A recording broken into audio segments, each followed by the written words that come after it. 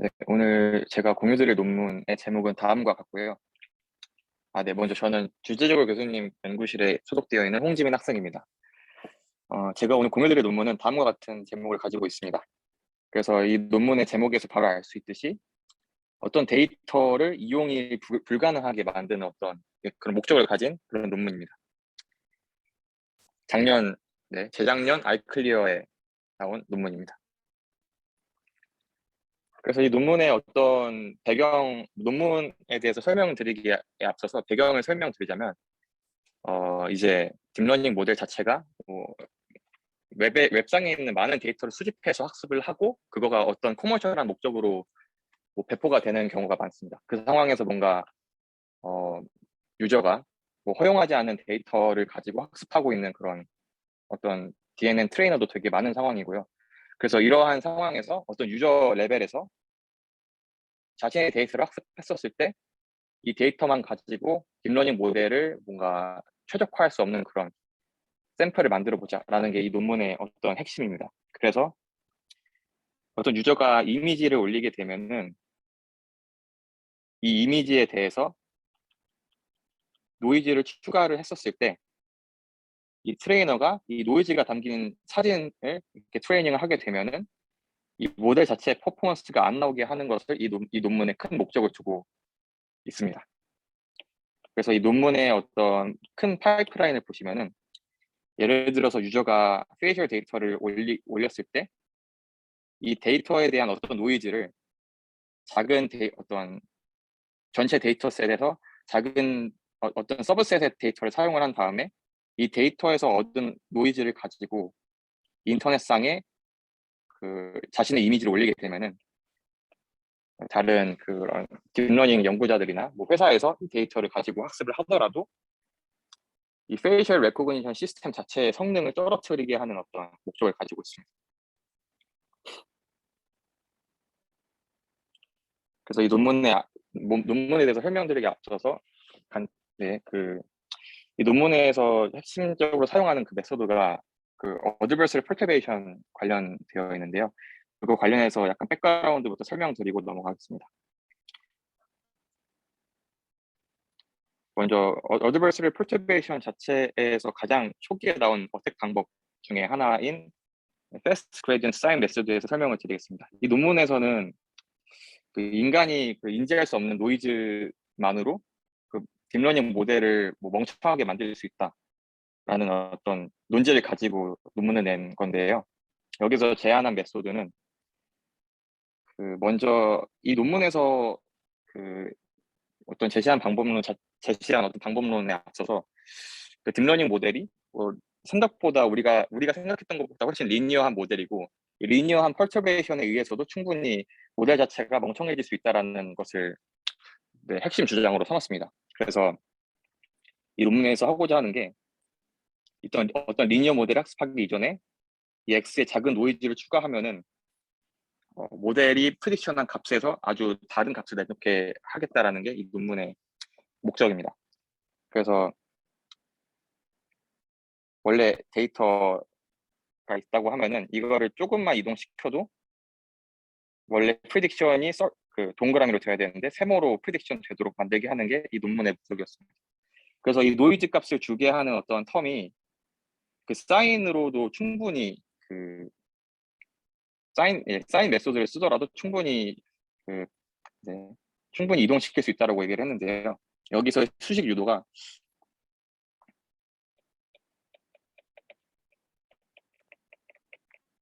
이렇게 주어졌을 때 얼만큼 이동시킬 것이냐에 대한 어떤 그런 논의가 있었는데 이 하이 디멘전으로 갈수록 L2 디스턴스, 아이런 디스터 같은 경우는 많이 움직이게 되잖아요. 근데 이런 하이 디멘전에서도 동일하게 작동하기 위해서 놈 자체를 맥스놈으로 이 논문에서 세팅을 했습니다. 이 맥스놈에서 미분값이 나오게 되는 게 이제 사인 값으로 뭔가 퍼터베이션을 주게 되는 거고요. 그래서 실제로 이 WT의 사인 W의 어떤 리니어 모델 좌표상에서의 프리딕션 스코어의 어떤 그런 움직이는 정도는 예를 들어서 WT가 n만큼의 차원을 갖고 있고 각 w에 있는 엘리멘터들이 그 평균값이 m이라고 하고 이 앞에 있는 엡실론을 곱하게 되면은 실제로 그 마지막 로직 값을 내뱉는 텀에서는 이만큼의 이동을 할 수 있게 되게 됩니다. 그래서 사인 메소드만 가지고도 충분히 모델을 멍청하게 만들 수 있다. 즉 조금 움직이게 만들어도 이 모델 자체의 성능을 떨어뜨릴 수 있다는 것을 이 논문에서 먼저 제시를 했습니다. 그래서 이렇게 나온 수식 텀을 가지고 그 딥러닝 모델에도 그대로 적용을 해봤는데요.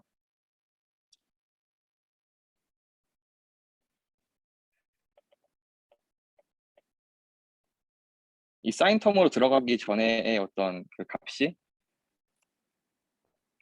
그 x 네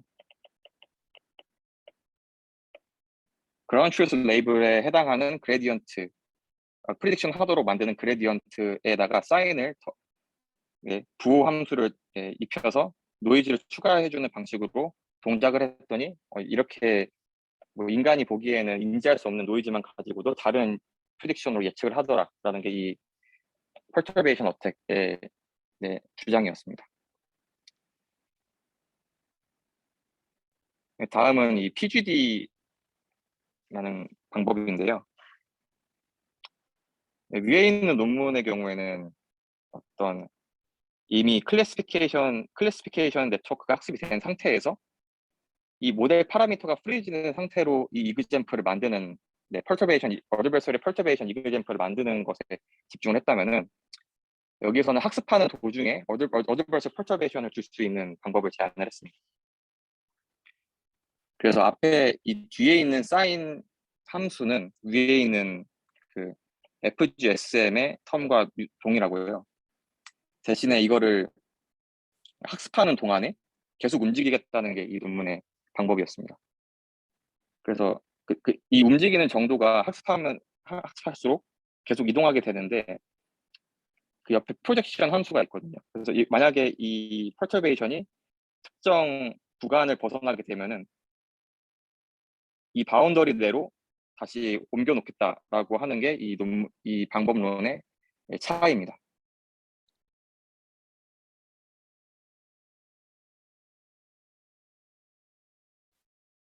네, 그래서 이 논문의 제목에서 볼 수 있듯이 이 논문에서 주장하고자 하는 것은 어드버서리 어택 자체에서도 충분히 로버스트한 네트워크를 만들자라는 게 이 논문의 주장이었어서 학습하는 도중에도 이 어드버서리 퍼터베이션이 발생을 하게 만들어서 이 이그잼플을 갖고 그라운드 트루스 레이블의 학습을 하게 만들어서 이 어드버서리 퍼터베이션 자체의 로버스트하게 모델을 만들었습니다.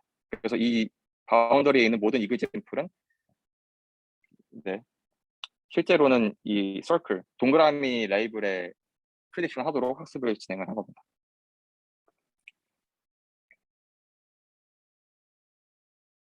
네, 여기 혹시 여기까지 질문 있으신가요?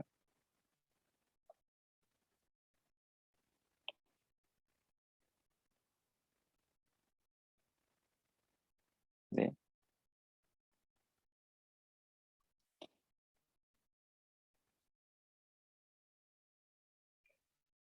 네, 이 방법을 사용해서 이제 이 딥러닝 모델에 인풋이 들어가기 전에 이 인풋 자체에 노이즈를 주는 방식으로 메소드를 진행을 하는데 이건 나중에 다시 설명을 드리겠습니다.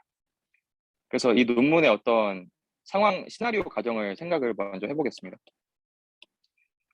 그래서 이 유저 자체, 즉 이미지를 직접적으로 올리는 유저는 전체 데이터 중에 약간의 일부 데이터만 접근할 수 있고 대신에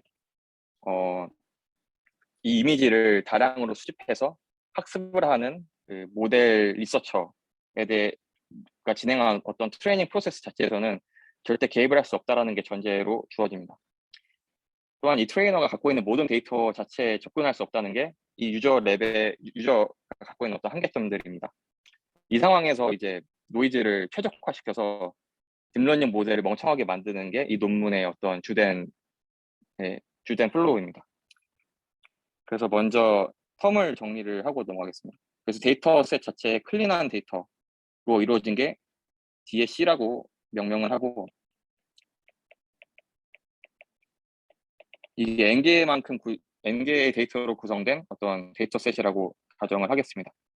근데 이 유저는 이 데이터를 언러너블하게 바꾸는 게 목적인데,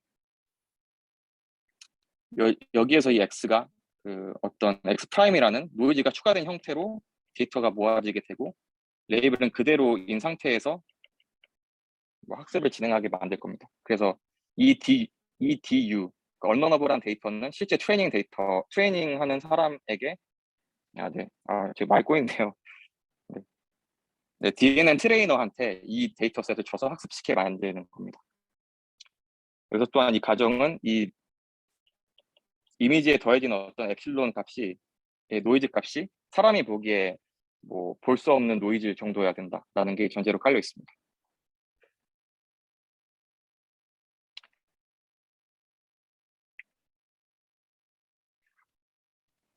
그래서 이 논문에서는 이 딥러닝 모델을 특정 클래시피케이션 네트워크로 한정을 했는데요. 여기서 하고자 하는 어떤 핵심 방법론은 이 X 프라임이 실제 데이터에 노이즈가 주어지게 되는 건데, 이 노이즈와 실제 Y 프리딕션 값, 그라운드 트루스 레이블인 Y와 스트롱 코릴레이션을 줘가지고 이 노이즈만으로 프리딕션 값을 제대로 내뱉게 하는 게 이 논문의 목적입니다. 그래서 다음의 텀은 이 X가 주어졌을 때 Y의 값의 로스이고요. 이 로스를 가장 최소화할 수 있는 세타를 찾는 게 원래 클래시피케이션 네트워크의 오브젝티브입니다. 여기서 이 노이즈 폼은 S가 샘플이고, 이제 여기 있는 K가 그 클래시피케이션 클래스의 개수인데, 이 노이즈는 샘플마다 다르게 정의가 될 수 있고, 혹은 그 샘플이 속해 있는 클래스마다 정의가 될 수 있습니다. 그래서 이 두 가지의 실험으로 노이즈가 샘플 레벨인 경우 혹은 클래스 레벨인 경우 두 가지로 나눠서 실험을 하고 있습니다. 저 질문이 있는데요. 네네. 저기서 그 델타 K라고 써주셨는데, 네. K죠? 네네, 알겠습니다. 네네. 네, 네. 맞습니다. 네, 알겠습니다. 네.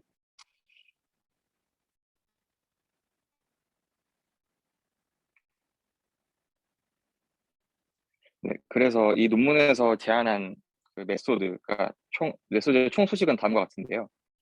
먼저 안에 있는 식을 보시면은 X에 어떤 노이즈가 더해지는데, 이 노이즈가 더해진 상태에서 네트워크 자체 아웃풋이 나왔을 때 로스가 한번 업데이트가 되어야 합니다. 다시 설명드리면은 이 노이즈만 가지고 다시 설명드릴게요.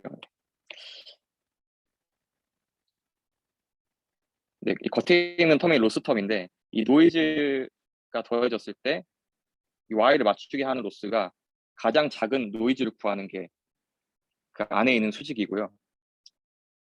뭐 그거에 대해서 네트워크 파라미터도 같이 학습되도록 만드는 게 이 논문의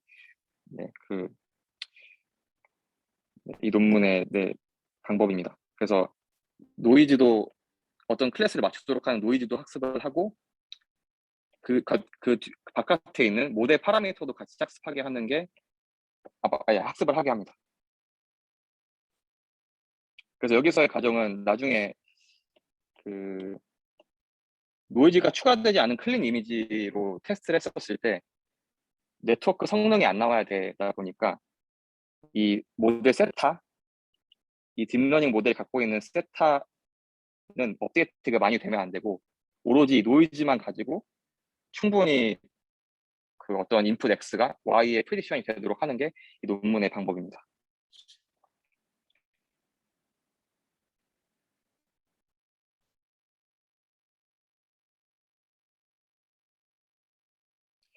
그래서 전체적인 이 노이즈를 학습하는 과정에 대해서 알고리즘을 설명을 해놨는데요. 먼저 이렇게 클린한 이미지에 노이즈를 추가한 형태로 n번만큼 네트워크 파라미터를 학습을 하게 됩니다. 그 다음에 이 perturbation을 주고 나서 이 n번째 실제 학습 모델 학습하는 그 n번째 스텝마다 노이즈가 업데이트 되면 노이즈가 업데이트 되고 이 노이즈를 다시 더해 주어서 뭐 네트워크를 학습하는 방식으로 진행이 됩니다.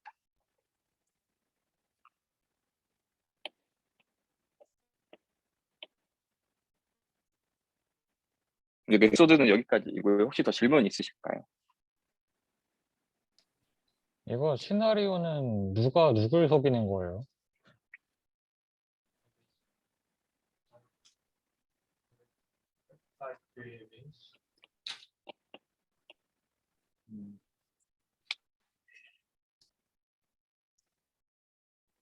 그 유저가 자신의 이미지를 올렸을 때 특정 노이즈를 추가해서 올리는 상황이고 이 노이즈가 담긴 이미지를 그 트레이너가 학습시켰을 때 이 사람이 배포한 모델 자체가 성능이 안 나오게 하는 게 목적입니다. 아, 인퍼런스 할 때는 노이즈가 안 낀 이미지로 인퍼런스 하는 그런 거죠? 네, 맞습니다. 아, 네. 그 노이즈가 없는 클린 이미지로 인퍼런스를 테스트를 진행하고요. 학습할 때는 그 노이즈가 낀 이미지로 진행을 합니다. 네, 감사합니다. 네. 저 그 마지막에 저 네. 수도코드 저 알고리즘 저 부분이 너무 조금만 자세히 설명해 주실 수 있으신가요? 아, 네네, 알겠습니다.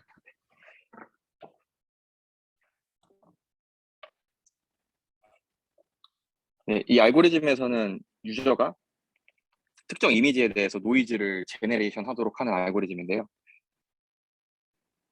여기서 이 위에 수식을 보시면은 네.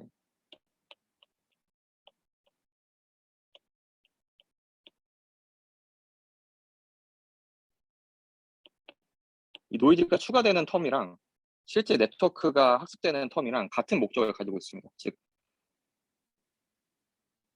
이 노이즈가 추가된 형태로 Y를 맞추게 하는데 이 노이즈가 더해졌을 때 특정 Y를 맞추게 하도록 뭔가 학습이 되는 상황입니다. 또한 이거에서 또 벗어나서 특정 모델 파라미터 자체도 이 Y를 맞추도록 학습이 되는 텀이거든요. 대신에 이제 모델이 학습되는 어떤 파라미터들은 뭐 충분히 학습이 되지 않게 만들어야 하고 오로지 노이즈로만 Y를 맞추도록 해야 하는 상황입니다. 왜냐하면 이 노이즈가 나중에 없어졌을 때 클린한 이미지에서 이 모델에 대해서 뭔가 학습을 한다고 하면은 모델에서 인퍼런스를 한다고 하면은 이 모델 자체가 학습을 하기에 뭐 충분히 학습이 되지 않았기 때문에 뭐 정확한 클래스를 예측하지 않게 만들게 하기 위해서 이 노이즈의 영향력이 더 커야 하는 상황입니다. 그래서 이 수도 코드를 보시면은 먼저 그냥 그 모델 파라미터 세타를 학습하는 과정이 n번 일어나게 되고요. 그 n번 학습을 할 때마다 여기 있는 텀으로 그 샘플 혹은 클래스 와이즈 노이즈가 업데이트 되는 방식으로 진행이 됩니다.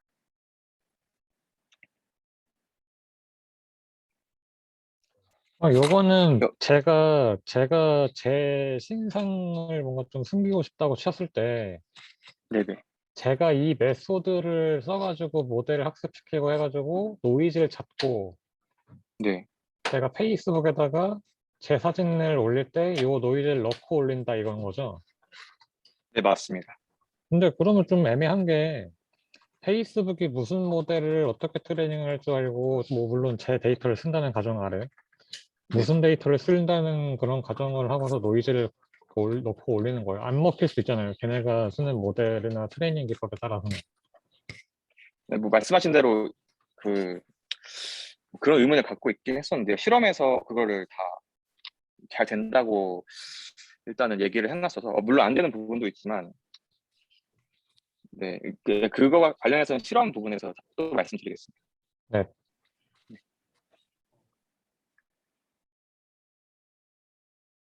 그래서 perturbation을 줬었을 때는 그 위에 있는 수식이 원래 플러스였는데 이거는 adversarial perturbation을 줘가지고 특정 프리딕션의 스코어를 낮추게, 원래 그라운드 트루스 레이블에 프리딕션 스코어를 낮추게 하는 방식으로 진행이 되었다면 여기서는 네, 마이너스 항이 주어지기 때문에 이 노이즈를 가지고 자신이 원하는 Y 레이블에 도달할 수 있도록 만드는 게 이 텀입니다.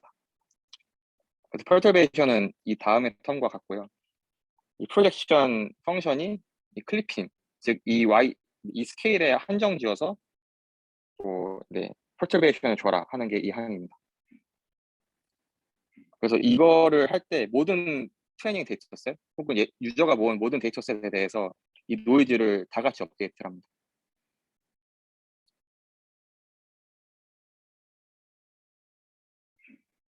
그래서 이 방식을 이 작업을 트레이닝 데이터에 대해서 에러가 특정 람다까지 낮아질 때까지, 즉 어큐러시가 계속 올라갈 때까지 이 작업을 계속 반복을 합니다.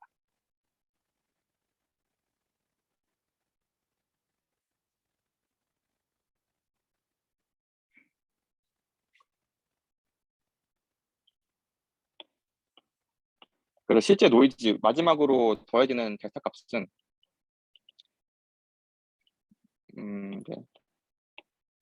이 x를 뭐 t번 펄터로 했다면은 이 원래 이미지와 빼주어서 델타 값이 나오게 됩니다.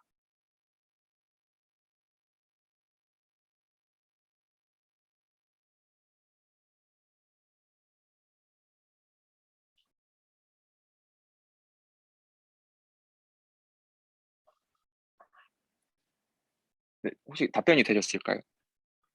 네네네. 네, 감사합니다. 네, 그래서 영호님께서 말씀하신 것처럼 이 논문의 한계점이 약간 많이 보이긴 하는데요. 즉 어태커가 뭐 저는 이 노이즈를 학습하기 위해서, 노이즈를 잘 만들기 위해서 뭐 레지넷을 썼는데, 혹은 뭐 제가 모은 어떤 페이스 데이터 클래스가 총 50개라고 가정을 해보겠습니다. 이런 어떤 제약적인 조건에서 노이즈를 생성을 한 건데 과연 어태커가 예를 들어서 VGGnet 혹은 덴스넷 같은 거를 쓰면은 통할까? 혹은 제 데이터셋 갖고 뭐 1000명을 분류하게 하는 클래시피케이션을 수행했었을 때 과연 이 50개만으로 뭔가 노이즈를 추가한 게 유효할까라는 의문을 가졌습니다. 그래서 과연 이렇게 노이즈를 추가한 얘네들이 제시한 에러 미니마이징 노이즈를 적용했었을 때 과연 다른 네트워크에서 통하는지, 그리고 다른 태스크에서 통하는지, 그리고 이 노이즈를 생성하기에 만든 데이터가 적어도 이게 가능한지에 대해서 이 논문은 뭐 실험적으로 다 얘기를 하고 있습니다. 그래서 이건 어느 정도 되는다고 저는 생각을 하고 있고, 이건 아예 안 되는 것 같고, 그리고 중간에 있는 거는 어느 정도 잘 안 되는, 이것도 잘 안 되는데 어느 정도 되는 것 같습니다. 그래서 실험 세팅을 먼저 보시면은 유저가 이 에러 미니마이징 노이즈를 뭐 제네레이션 하는 데 있어서 네트워크는 레지넷 18로 고정을 했고요. 이 데이터셋은 SVHN, 사이파10, 100 이렇게 총 3가지와 이미지넷 중에서 20개의 클래스, 가장 그 프리퀀시가 많은 20개의 클래스를 가지고 노이즈를 생성했습니다. 이 노이즈를 입힌 데이터를 가지고 DNN 트레이너는 네트워크를 여러 개를 가지고 실험을 했습니다.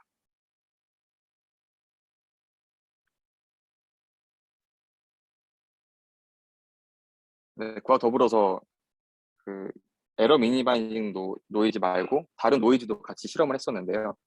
먼저 가우시안 노이즈랑 에러 맥시마이징 노이즈인데, 이거는 그 위에 있는 그 어드버스리 퍼처베이션을 줘서 학습했다고 생각을 하시면 됩니다.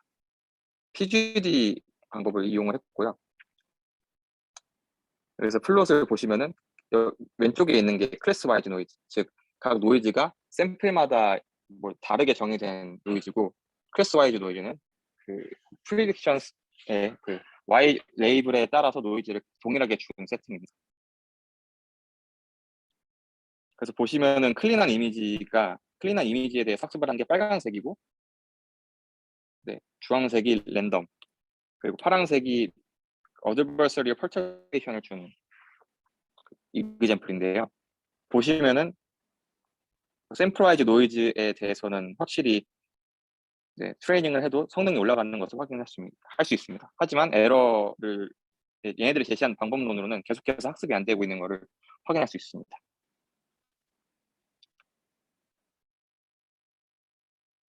네, 다음은 클래스와이즈 노이즈인데요.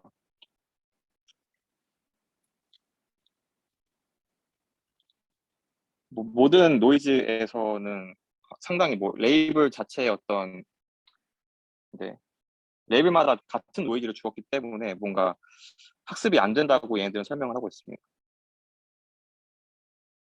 그래서 딥러닝 모델 자체가 클래스 와이즈 노이즈에 약한데 샘플 와이즈로 비교했었을 때 우리 노이즈를 추가했을 때 딥러닝 모델이 아예 학습이 안 되고 있다라고 주장을 하고 있습니다.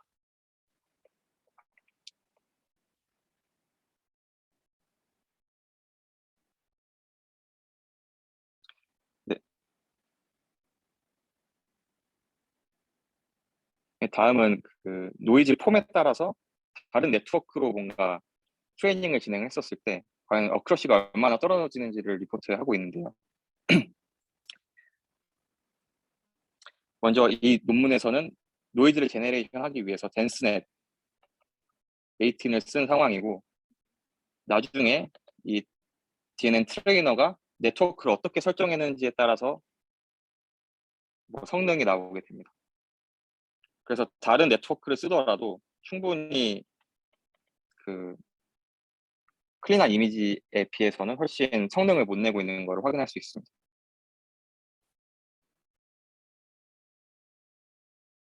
그래서 특정 네트워크로 제네레이션한 노이즈가 다른 CNN 계열의 네트워크로 학습을 했었을 때는 충분히 유니버셜하다라는 게 이 논문의 주장이었습니다.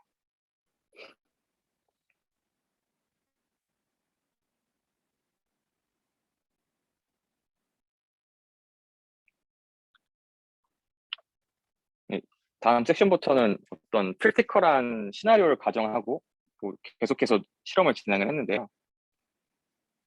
이번에는 페이스북이 학습할 수 있는 모든 데이터를 한 유저가 학습을 할 수 없잖아요. 그래서 과연 트레이닝 데이터에 작은 어떤 비율의 데이터만 가지고도 이 딥러닝 모델 자체를 뭔가 멍청하게 만들 수 있는지에 대한 실험을 이 섹션에서 진행을 했습니다. 그래서 크게 두 가지의 컬럼으로 구성이 되는데요. 클린 데이터로만 학습한 부분과 언러너블 데이터와 클린 데이터를 같이 믹싱해서 학습한 그런 결과를 같이 보여주고 있습니다.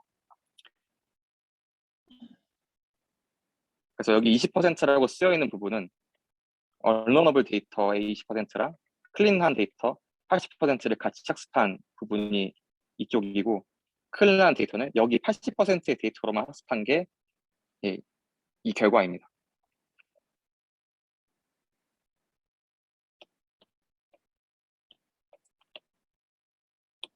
그래서 여기 이 결론부터 말씀드리면은 100%의 언어너블한 이그젠플을 만들어야 딥러닝 모델 성능 자체가 떨어진다라고 주장을 하고 있습니다. 그래서 예를 들어서 작은 되게 많은 언어너블 데이터셋 자체에 언어너블한 이그젠플을 많이 추가를 해도 딥러닝 모델 자체의 성능은 그렇게 멍청하게 만들지 못한다라는 게 이 실험 섹션의 주된 결과였습니다.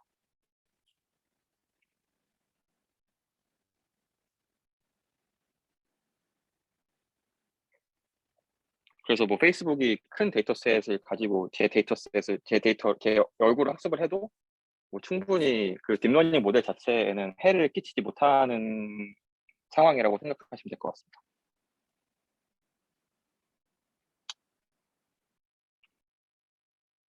다음은 이제 특정 클래스에 대해서만 그 노이즈를 추가한 형태인데요.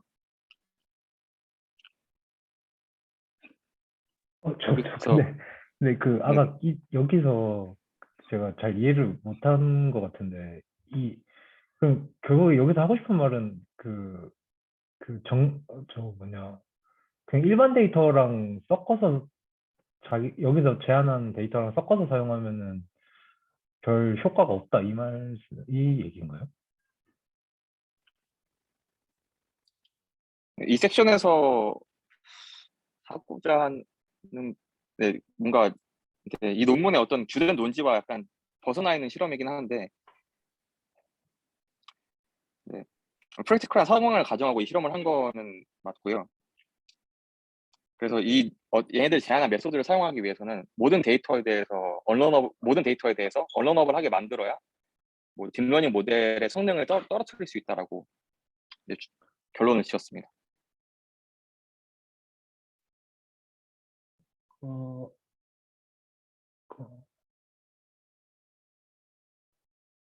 그래서 뭐 20%의 small portion of 데이터가 클린하면은 충분히 이 딥러닝 모델 자체가 학습 성능을 충분히 낼 수 있다라는 게 뭐, 이 실험에서 보이는 것 같습니다.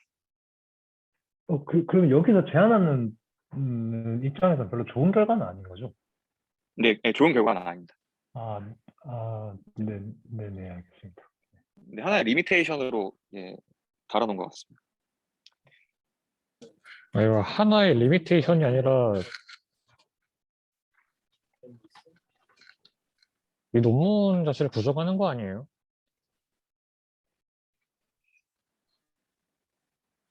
근데 뭐 음,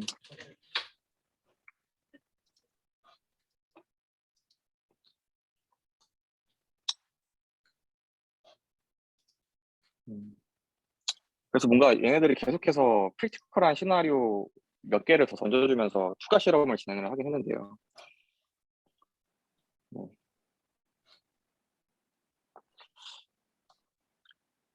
사실 저도 이걸 왜 실었는지는 어드밴티지가 없는데 좀, 왜 실었는지는 정확하게는 모르겠습니다. 뭔가 좀 이런 전개는 조교할 때 턴 프로젝트 보고서 채점할 때 나오는 그런 전개인데 뭔가 좀 재미있는 아이디어를 해봤는데 결국에 안 되더라. 뭐 근데 사실 클린한 이미지로만 학습을 했었으면 94% 정도 나와야 되는데 뭐 페이스북이 이게 언론업을 하게 만들었는지 안 만들었는지는 모르지만 일단은 다 수집해서 학습을 했다 했는데 86%가 나왔다고 하면은 어느 정도 뭐 모델을 약간은 좀 손해 보게 만든 거라고도 할 수 있을 것 같습니다.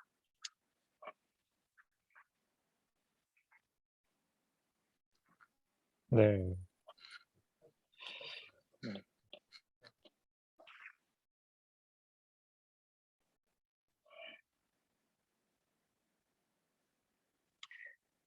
네, 뭐 다음 실험은 특정 클래스에 대해서만 노이즈를 추가해서 학습을 한 건데요.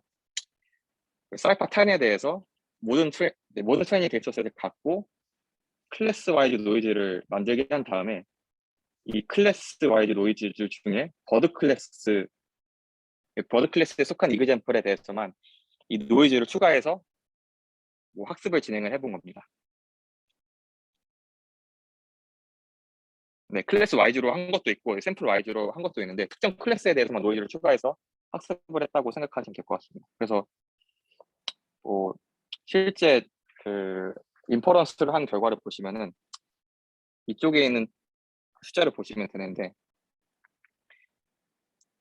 뭐 신기하게도 이 버드 클래스에 대해서만 프리딕션을 못하도록 만들고 있습니다.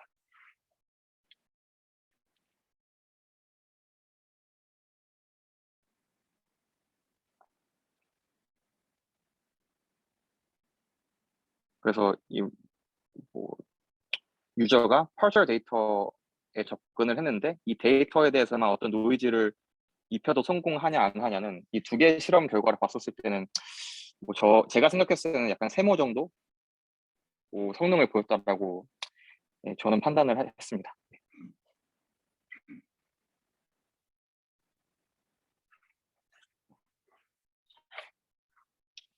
다음은 이 노이즈가 뭐 정말로 유니버셜한지 예를 들어서 특정 데이터셋을 가지고 노이즈를 생성을 했는데 이 노이즈를 다른 데이터셋에 적용을 해도 충분히 유효한지를 다음 실험에서 진행을 했는데요. 먼저 사이파 10에 속해 있는 그 쉽 클래스에 대해서 노이즈를 생성하도록 뭐 진행을 했습니다. 그리고 이 노이즈를 사이파 100에 대해서 이 배라는 클래스의 노이즈를 추가를 했었을 때 위에 있는 그 클린한 이미지, 클린한 버스 클래스랑 어너너블하게 만든 쉽 클래스에 대해서 비교를 해보시면은 뭐 계속해서 학습이 안 되고 있는 것을 확인을 할 수 있습니다.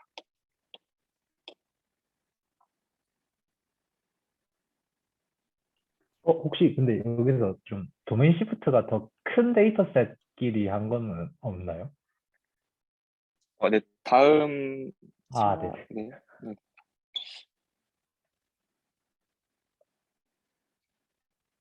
그리고- 네.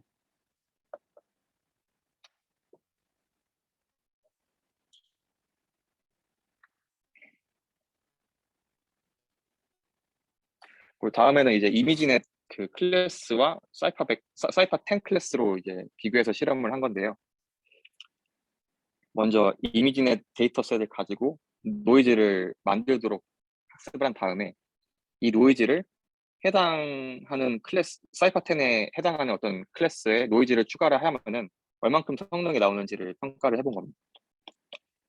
실제 이미지넷 클래스랑 사이파 10 클래스의 어떤 네이밍이 안 맞아서 다음과 같이 얼라인을 했다고 설명을 했습니다. 그래서 보시면은 네, 총 6개의 클래스에 대해서는 노이즈를 추가해도 사이파 10 데이터셋에 대해서는 충분히 잘 프리딕션을 하는데 나머지 4개에 대해서는 프리딕션을 잘 못하고 있는 것을 볼 수 있습니다.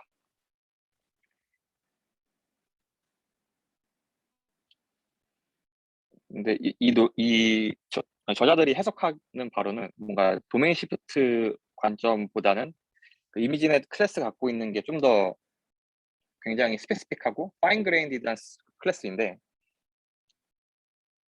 사이파 10이 갖고 있는 클래스가 굉장히 제네럴해서 특정 클래스에 대해서는 충분히 프리딕션을 잘 한다라고 해석을 하고 있습니다.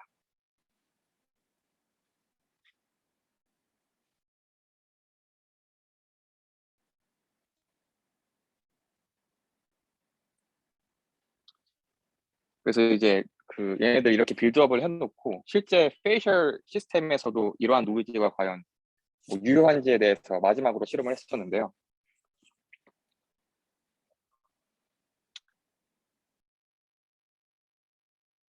여기서 하고자 하는 바는 그 유저가 페이셜 이미지의 어떤 특정 부분만 접근을 할 수 있고 이 스몰 데이터셋만 가지고 노이즈를 추가했었을 때 과연 전체 페이셜 레코그니션 시스템 자체의 성능도 떨어뜨릴 수 있는지에 대해서 실험을 하고 있습니다.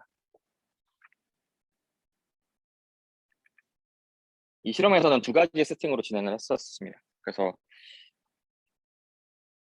이 스몰 파셜 데이터셋을 구성할 때 이거를 페이셜 시스템이 갖고 있는 모든 데이터에서 언러너블하게 만들 건지 아니면 그 중에 일부분만 가지고 언러너블한 노이즈를 생성할 건지로 뭔가 나누고 있습니다.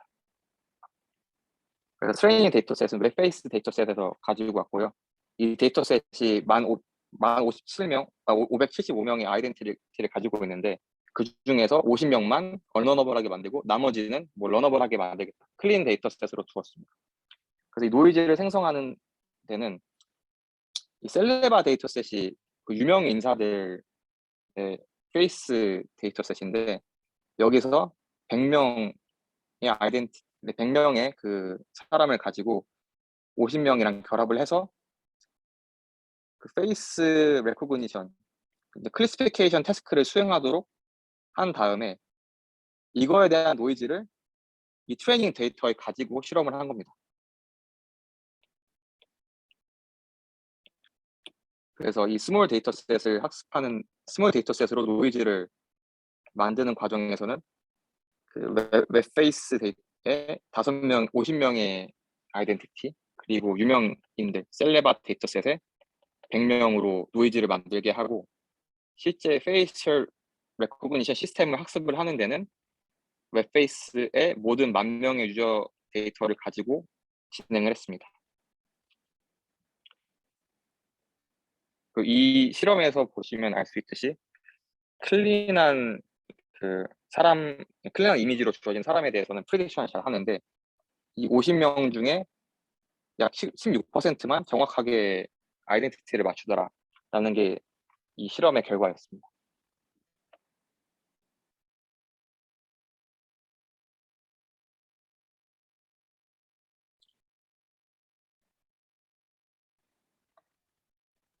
마지막 실험인데요. 위에 있는 거는 이거 제가 이 태스크를 잘 몰라서 좀 테스트 간의 어떤 차이점이 뭔지 좀 찾느라 헤맸었는데 위에 먼저 설명드린 페이스 레코그니션의 경우는 그 페널티멜 레이어가 나오면은 이 페널티멜 레이어에 어떤 특정 그 사람이다 아니다를 클래시피케이션 하도록 뭔가 학습도 하고 인퍼런스를 또 이렇게 하는 방식으로 진행이 되었다면 다음 페이스 베리피케이션 시스템은 이 FC 레이어를 통과하기 전에 페널티멜 피처를 가지고 뭔가 평가를 하는 겁니다. 그래서 뭐 제 사진이 홍지민이라는 사진이 있고 실제 홍지민이라는 사진이 있었을 때 이거를 포지티브로 예측을 하고 다른 사람의 이미지가 들어왔을 때 네거티브로 예측을 해야 되는 상황입니다. 그래서 이 피처 익스트랙터만 갖고 이 성능 평가를 한 게 여기 섹션의 페이스 베리피케이션 시스템 이밸류에이션입니다.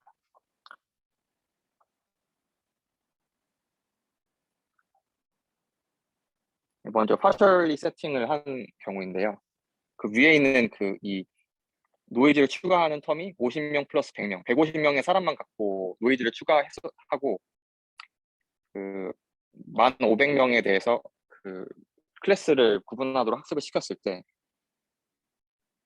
하고 나서 이제 이밸류에이션을 이 포지티브와 네거티브 페어로 진행을 한 게 partially 세팅이고 그 fully unlearnable 세팅은 이 1,500명에 대해서 모두 노이즈를 추가한 다음에 이 노이즈를 갖고 트레이닝을 한 게 이 두 번째 세팅입니다.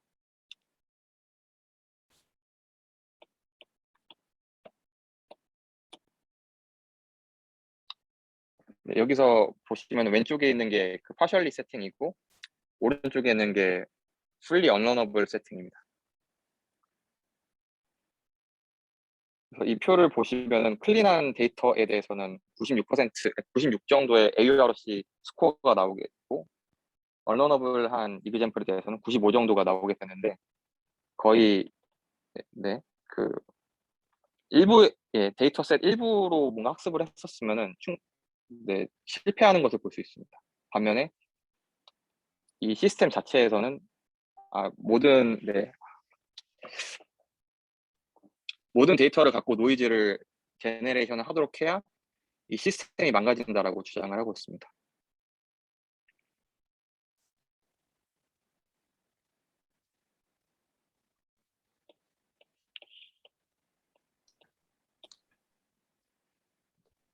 네, 이 논문에서는 이 정도까지 실험을 진행을 했고요.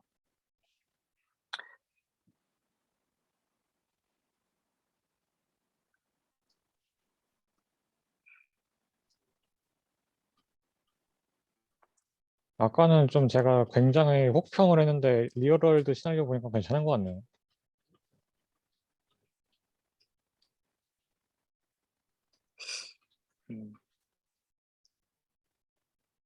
뭔가 좀 결과적으로 안 좋은 게 좀 많긴 한데 뭐 프랙티컬한 시나리오를 최대한 뭔가 구성을 해서 얘네들이 뭐 실험을 많이 해놨더라고요. 그래서 그런 부분에서 좀 좋은 인상을 받아서 리뷰하게 되었습니다.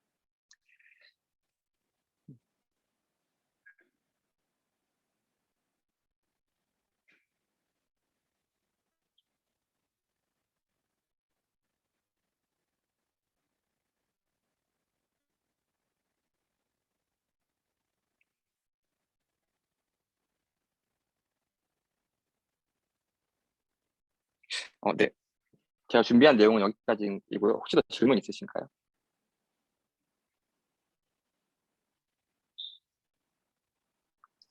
원래 단어 뭐 나중에 연구하시려고 하는 게 네네. 이상한 단어를 넣고자 하는 거잖아요.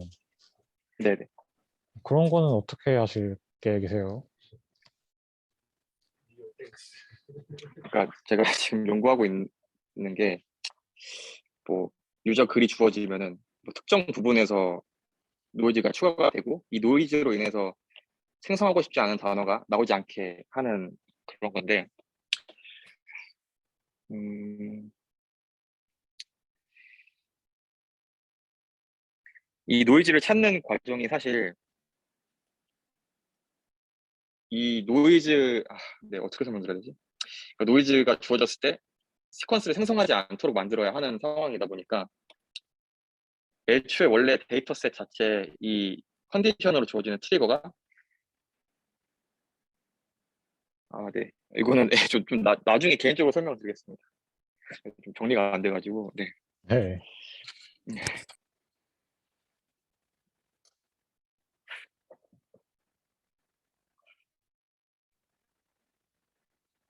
그래서 뭐 사실 이 노이즈가 특정 네트워크에만 최적화되어 있을 줄 알았는데, 여기서 실험한 것처럼 볼 수 있듯이 뭐 레지넷 18으로 노이즈 생성했는데 다른 네트워크에서도 충분히 통하는 걸 보니까, 뭐, 뭐 페이스 혹은 이 이미지 데이터셋 자체에 어떤 유니버셜한 노이즈가 있나 싶기도 했었습니다. 뭔가 NLP에서는 뭐 기대하기 힘든 어떤 그런 부분이어서, 뭐 이 실험 테이블에 가장 주목을 많이 했습니다.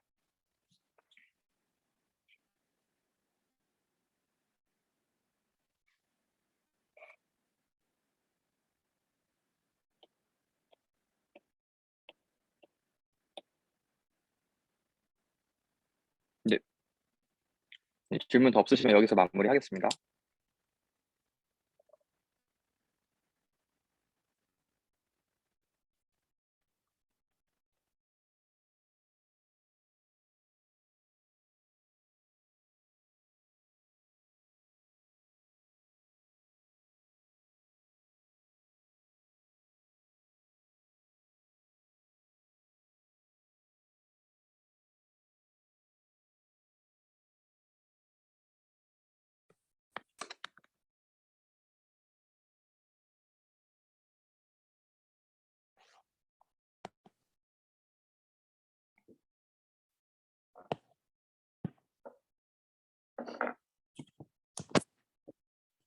네, 다음 발표 시작하겠습니다. 혹시 들리시나요? 네, 잘 들립니다. 네. 네, 제가 오늘 발표할 논문은 아이클리어 2022년도 논문이고요. 디바이오싱 쪽을 아는 분이면은 뭐 LFF라는 논문을 보셨을 것 같은데, 그 저자인 분이 이번에 발표하신 논문입니다. 먼저 태스크부터 설명을 드리도록 하겠습니다. 기본적으로 이 웍에서는 클래시피케이션을 수행을 하는데요. 클래시피케이션 데이터셋에 spurious correlation이 있으면은 이제 모델이 타겟으로 하는 그 오브젝트의 어트리뷰트를 보고 그 어트리뷰트를 판단하는 게 아니고, 그것과 correlated 된 어트리뷰트를 보고 물체를 분류를 하게 됩니다. 예를 들어서 이제 데이터셋이 이렇게 구성이 되어 있다고 하면은 지금 이 예시에서의 분류 태스크는 새의 종을 분류하는 태스크인데요. 새가 워터버드인지 랜드버드인지를 분류하는 태스크라고 했을 때, 데이터가 이렇게 구성되어 있다고 하면은 데이터를 봤을 때 대부분의 워터버드가 워터라는 백그라운드를 가지고 있고, 대부분의 랜드버드가 랜드라는 백그라운드를 가지고 있는 상황입니다.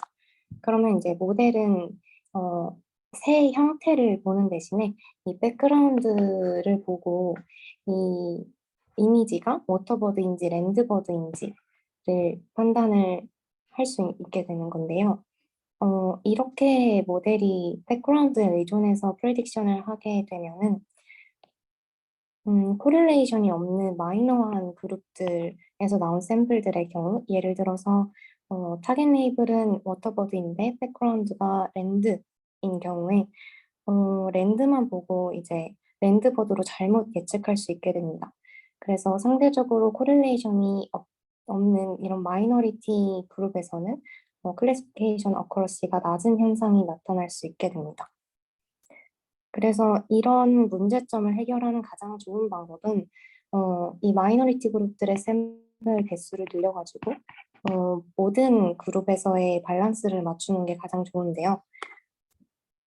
그 해결점에는 이제 두 가지 문제점이 있습니다. 첫 번째는 그냥 데이터셋을 봤을 때 어떤 게 correlated 된 spurious한 attribute인지를 알아채는 게 힘들다라는 게 첫 번째 문제가 있고요. 만약에 그걸 알아챈다라고 하더라도 그런 추가적인 어노테이션을 얻는 데에는 사람도 필요하고 뭐 시간이나 비용적인 자원이 필요하다는 그런 문제점이 있습니다.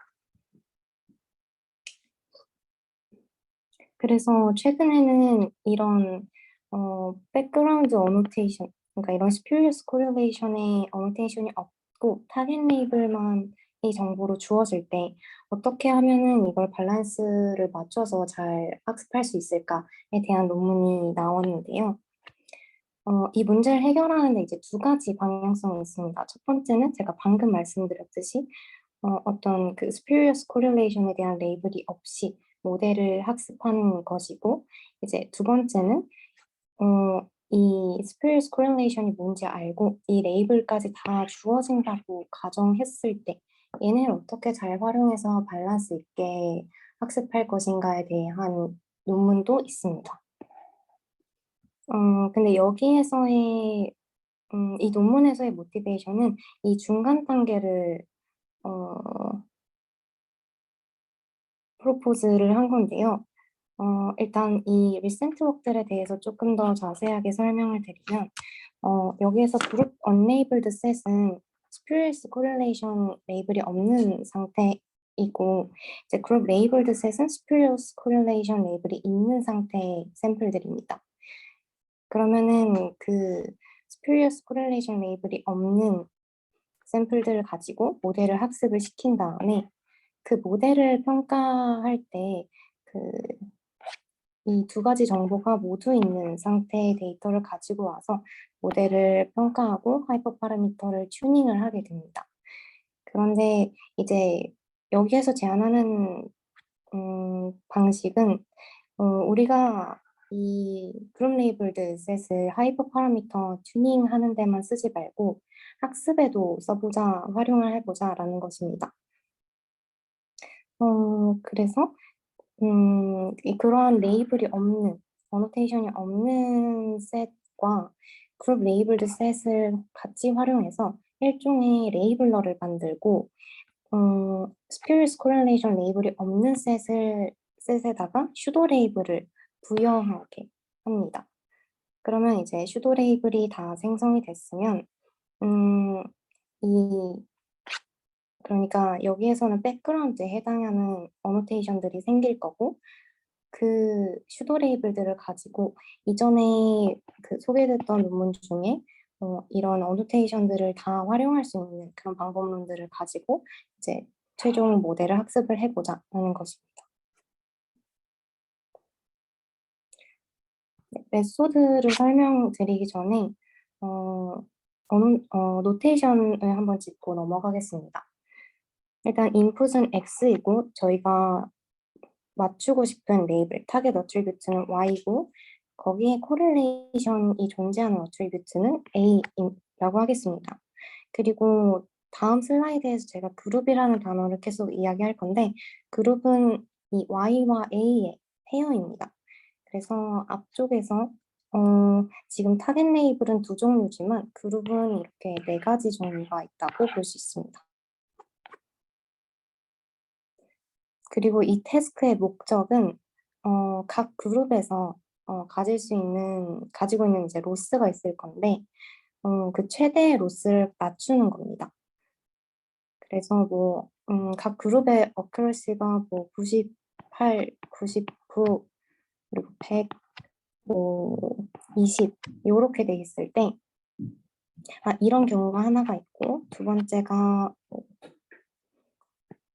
95, 85, 90, 뭐 50 있으면은 이제 가장 월스트 케이스를 구제하자는 게 이 목표입니다. 그래서 1번보다는 2번이 월스트 크러시가 더 높다고 판단할 수 있겠죠.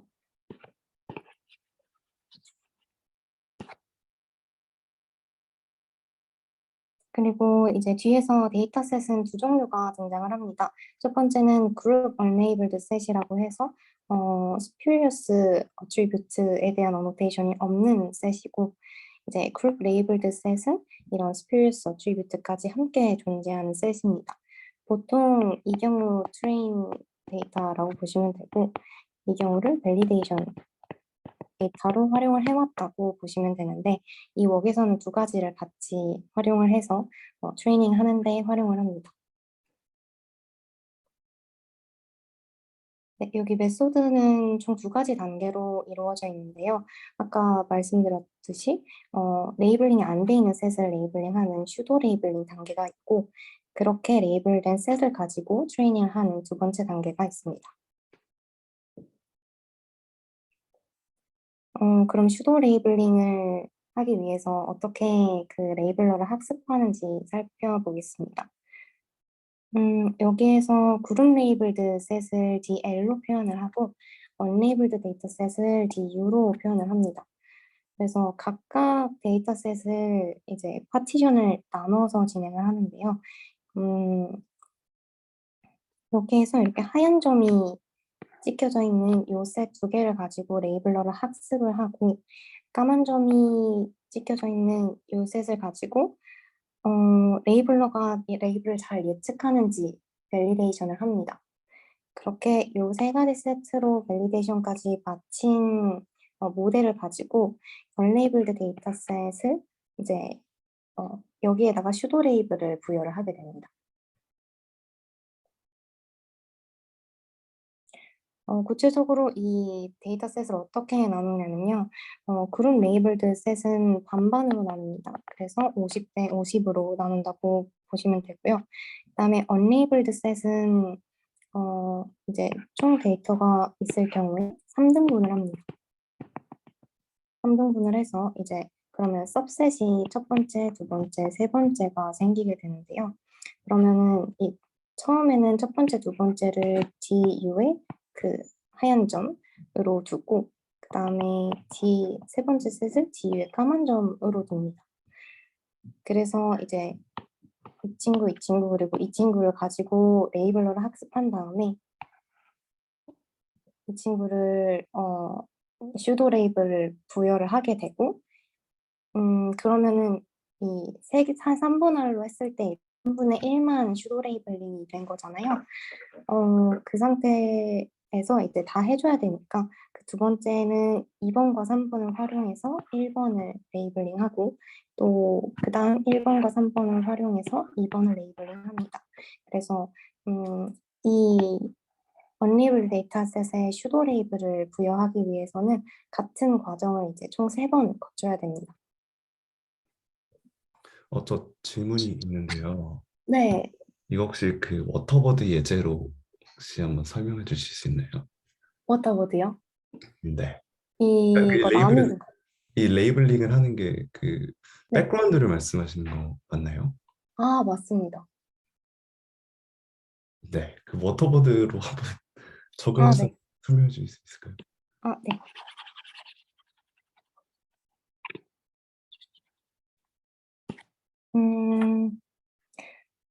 이제 그룹 레이블드 데이터셋은 버드의 종류와 백그라운드의 종류가 모두 어노테이션이 담겨 있는 데이터셋입니다. 그리고 그룹 언레이블드 셋은 버드 정보는 있는데 백그라운드 정보는 없는 상태입니다.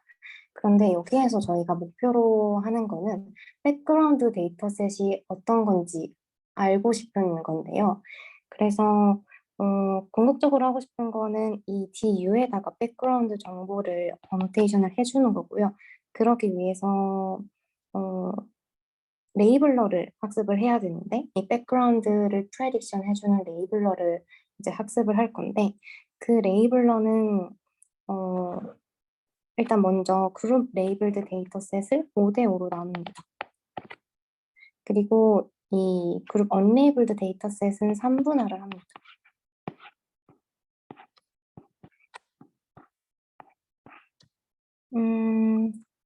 그래서 DL의 이 하얀 점과 1번 सब셋, 2번 सब셋을 가지고 레이블러를 학습을 합니다.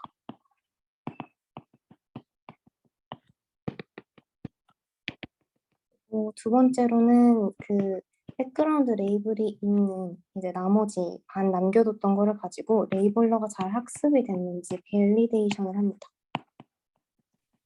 근데 그저 1번에서 네. 그 저 플러스 1 플러스 2 저거는 레이블이 없는 상태잖아요. 백그라운드.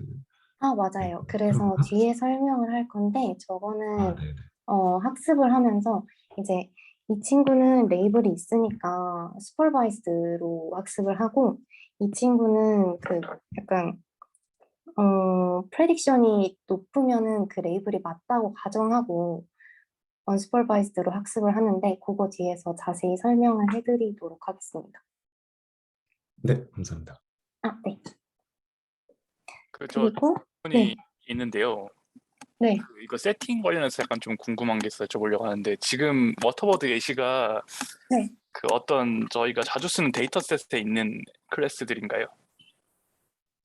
이게 뭐 시파10이나 시파100 뭐 이런 데 있는 애들인가요? 아니면은 뭐 전혀 다른 데이터셋인가요? 무슨 CUV 데이터셋이라고 아, CUV인. 네네네. 아, 네네네. 제가 궁금한 게 지금 이 워터버드랑 랜드버드 예시에서는 네, 이 어트리뷰트가 이제 물이랑 네. 이제 랜드가 이제 좀 이해가 가거든요. 근데 만약에 이제 네. 그 버드뿐만 아니라 뭐 시파 100 같은 경우는 되게 다양한 클래스들이 있잖아요. 네, 그러면은 저희가 이제 갖고 있는 어트리뷰트들이 다 뭐 버드 클래스에는 영향을 줄 수 있는데 다른 뭐 자동차나 막 이런 거에 대해서는 사실 해당이 안 되는 뭔가 어트리뷰트일 수도 있잖아요. 그 예시를 조금만 구체적으로 들어주실 수 있으세요? 어떤 게 해당이 안 된다? 예를 들어서 뭐 네. 그 자동차이면은 네. 그러니까 뭐 이게 좋은 예시일지 모르겠는데 자동차면은 네. 이제 땅이랑 워터 이 두 어트리뷰트가 이제 백그라운드가 아니라 다른 것들도 있을 수도 있고, 그러니까 애초에 자동차인 경우에는 뭐 바다는 아예 뭐 그러니까 물은 아예 없을 거 없고 도로나 뭐 이런 것들일 텐데, 그러니까 각각 그 클래시피케이션 할 때 네. 우리가 하는 클래스에 뭔가 이렇게 연관성이 있는 어트리뷰트들 이어야 하는 거 아닌가요? 음, 그러니까 제 말은 지금 버드만 예시를 들고 했을 때 뭐 어트리뷰트가 워터랑 이제 랜드인 건 이해가 가는데, 네. 그게 아니라 다른 여러 클래스 다 있으면 각각 클래스마다 뭔가 영향을 주는 어트리뷰트가 다 다를 수가 있잖아요. 네, 네. 그런 거에 대해서는 어떻게 그 세팅을 하는지가 좀 궁금해서요. 어, 사실 질문을 제대로 이해는 못했는데요. 네네네. 여기에서 지금 네네네. AIT 데이터셋으로 실험을 하는데요. 네네네. 이제 사실 워터버즈는 사람이 생성한 데이터셋입니다. 그래서 CUB에서 버드를 가지고 오고, 배경은 어디서 갖고 왔는지 제대로 기억이 안 나는데, 어쨌든 그 배경이랑 이제 합쳐서 이제 인위적으로 만든 데이터셋이 워터버즈라는 데이터셋이고요. 네. 그다음에 셀러베이에서는 이제 블론드가 아닌 머리를 구별을 하는데, 블론드에 피메일이 많고, 뭐, 다크헤어에는 뭐, 메일이 많고, 뭐, 이런 식으로 성별이 잘못 코릴레이션이 되어 있어서, 그래서, 네네.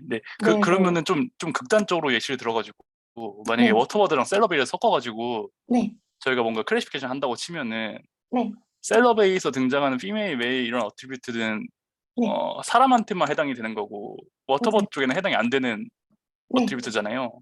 맞아요, 네, 그러니까 클래스 간에 뭔가 이렇게 되게 상이한 경우에는 어트리뷰트가 네. 서로 공유가 안 되는 경우가 생길 것 같아서요. 혹시 네, 네, 어트리뷰터가 서로 공유가, 그러니까 뭐 네, 그러니까 사람한테는 피메일, 메일이 있는데 네, 그 새한테도 뭐 피메일, 메일이 있긴 할 텐데 네, 그럼 약간 네, 네, 전혀 다르잖아요. 네, 네, 다르죠. 네, 그래서 그런 영향이, 그러니까 어떤 클래스를 구분하는데 영향이 전혀 없을 것 같은 어트리뷰트들도 네. 고려를 이렇게 아, 하는 세팅인지가 궁금해서 그런 거거든요. 여기에서 고려하는 세팅은, 네, 그러니까, 음, 준우님 말씀을 제가 잘 이해한 게 맞는지 한번 확인을 해보자면, 네네. 어, 이제, 클래스마다 코릴레이티드 되어 있는 어트리뷰트는 되게 다양할 건데, 네. 그 코릴레이티드 어트리뷰트가 다른 클래스를 예측하거나 하는데 영향을 주지 않는다면은 상관없는 거냐고 여쭤보시는 건가요? 뭐 사실 결과론적으로 어떻게 될지는 잘 모르겠는데 네. 그게 좀 세팅해서 어떻게 이거를 고려해서 세팅을 한지가 궁금해서 여쭤본 거였거든요. 그러니까 그거를 지금 방법에서는 예를 들어서 네. 뭐 워터버드인 경우에는 이제 그 세면은 뭐 다 땅이나 바다 뭐 이런 식으로 다 레이블 안에 다 포함이 될 텐데 어트리뷰트들로 다 구분이 될 텐데 네. 그리고 뭐 셀럽만 하는 경우에도 여기에 전부 다 사람이 대상이니까 어트리뷰트 피메일 네. 메일이 전부 다 존재를 할 거고요. 네네네. 그래서 각각을 하는 경우 상관없는데 예를 들어서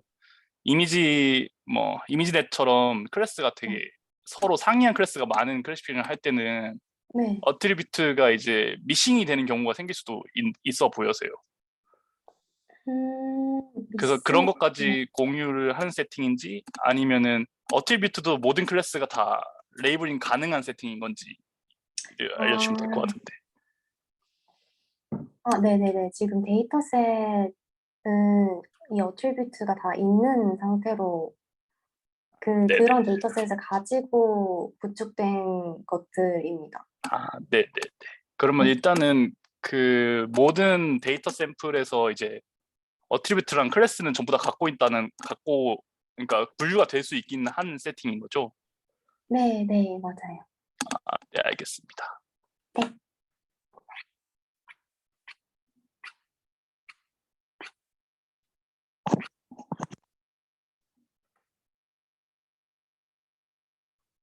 음, 설명을 계속 하자면, 밸리데이션까지 끝났고, 그래서 이제 세 번째 सब셋을 이제 슈도 레이블링을 합니다. 근데 이제 이 조합을 좀 바꿔가면서 이렇게 첫 번째 이터레이션을 돌았으면 이제 두 번째 이터레이션에서는 요게 2번하고 3번이 돼서 이제 1번을 슈도 레이블링을 하고 그다음 세 번째 이터레이션에서는 1번하고 3번을 가지고 학습을 하고 2번을 슈도 레이블링을 합니다. 그래서 전체 그 백그라운드 어노테이션이 없는 샘플들에 다 슈도 레이블링, 백그라운드 슈도 레이블링을 해줍니다. 혹시 응연 이해 가셨나요? 네, 네, 이해했습니다. 네, 저 한 가지 꼬리 질문이긴 한데, 이거 이따가 네, 설명해 주실 것 같긴 한데, 네, 이거 그 첫 번째 단계에서 네, 저렇게 레이블이 없는 데이터를 네. 쓰는 게 더 좋다고 결론이 난 거죠? 이 논문에서. 네, 뒤에서 이제 실험도 나오는데, 네. 명확하게 막 뭐 때문이다 이유까지는 얘기는 안 하고, 일단 인피리컬리 저걸 섞는 게 성능이 더 좋고요. 아무래도 이 DL 데이터가 이제 수가 이제 네. 언레이블드 된 데이터 수가 훨씬 많습니다. 그래서 숫자가 너무 부족해서 그런 게 아닌가 싶기도 합니다. 그 결과 보면서 같이 얘기하시면 좋을 것 같아요. 네, 알겠습니다. 네.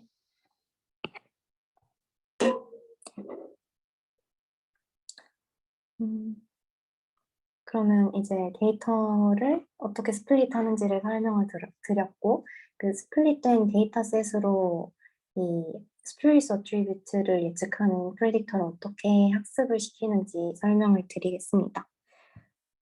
먼저 이 DL에 관해서는 우리가 GT 레이블을 가지고 있기 때문에 그냥 크로스 엔트로피로 학습을 합니다. 슈퍼바이스드 러닝을 합니다. 그리고 두 번째로 이제 DU 데이터셋에 대해서는 우리가 레이블을 가지고 있지 않으니까 슈도 레이블로 학습을 하는데 이제 모든 샘플을 슈도 레이블로 학습하는 것은 아니고 어떤 샘플이 있으면은 이 샘플을 우리가 학습하고 있는 프레딕터가 1번으로 예측을 했는데 이때 probability가 뭐 0.99라고 하고 두 번째 데이터 샘플이 들어왔는데 얘는 뭐 2번이라고 예측을 했는데 0.89의 probability를 가지고 있을 때 이제 타우를 둬서 이 스레시홀드보다 더 큰 probability를 가지고 있으면은 얘가 꽤나 지금 확실하게 이 데이터가 가지고 있는 어트리뷰트가 얘라는 걸 맞추고 있다라는 가정하에 이 1번을 그라운드 트루스로 해서 이제 크로스 엔트로피를 걸어줍니다. 그래서 이제 DU의 샘플들 전부가 학습에 참여하는 것은 아니고 그 샘플들이 이제 어떤 스레시홀드를 넘는 프로바빌리티로 어떤 어트리뷰트를 예측하게 된다면 그 어트리뷰트를 슈도 GT로 사용을 해서 이제 크로스 엔트로피를 학습을 하게 됩니다.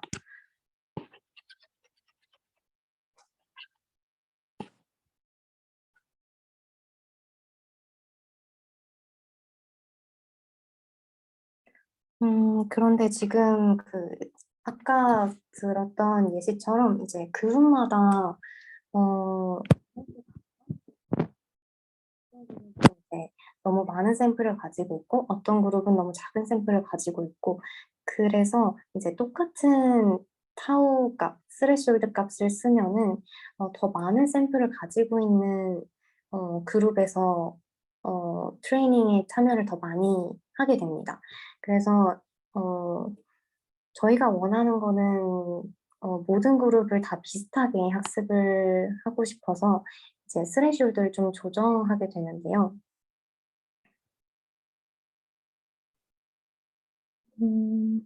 먼저 그 스레시홀드를 어떻게 조정하냐면 첫 번째로는 이 레이블드된 데이터셋에서 어떤 그룹이 가장 적은 숫자를 포함하고 있는지를 찾아냅니다. 그래서 그 그룹을 G민이라고 두고요. 그 다음에 이 그룹에서 이제 unlabeled 데이터셋에서도 이 그룹이 존재를 하잖아요. 그럼 그 그룹으로 예측되는 그 데이터셋 중에서 이 스레시홀드를 넘는 값들의 개수가 몇 개인지를 또 셉니다. 그러면은 이때 이 G민에 대한 스레시홀드는 0.95로 고정이 돼 있습니다. 그래서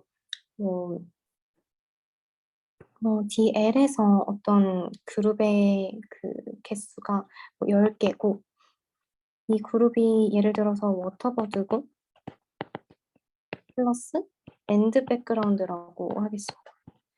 그러면 이제 DU에도 똑같은 그룹이 있을 텐데 그 그룹으로 예측되는 그 샘플들의 개수를 셌더니 20개라고 가정을 하면은 이제 다른 그룹들에서는 어떤 타워를 가져야 될지를 이 소식을 통해서 결정을 하게 되는데 다른 그룹 예를 들어서 워터버드 플러스 워터 백그라운드가 여기에서 20개가 있다라고 하면은 이 타워를 조정하는 방법은 이 숫자가 이 작은 셋보다는 작거나 같게 10개를 넘지 않도록 조정하는 타워를 결정을 합니다. 그래서 결과적으로 이 프레딕터를 학습시키는 데이터셋이 그 그룹이 다 밸런스가 맞도록 조정이 된 상태로 이제 프레딕터가 학습이 되게 됩니다.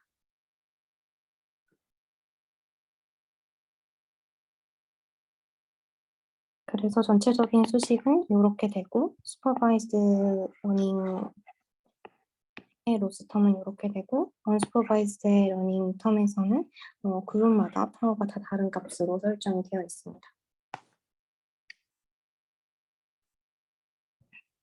그렇게 프레딕터를 학습을 해서 이제 슈도 레이블을 다 unlabeled 데이터셋에 대해서 얻게 되면은 이제 XY는 원래 있던 그 정보고 이 A hat이라는 정보가 이제 프레딕터로 이제 생성이 되게 됩니다.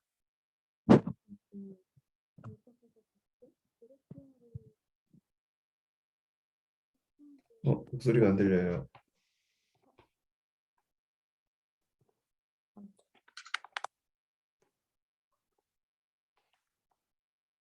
들리세요? 네, 지금 들려요.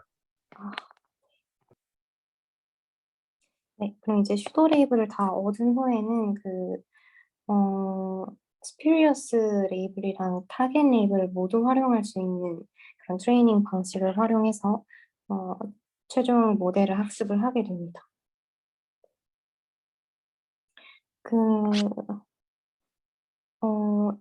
스퓨리어스랑 타겟 어노테이션을 그럼 같이 어떻게 활용하는지는 그냥 원래 이 기존에 있던 방법들을 가지고 와서 쓰는 건데요.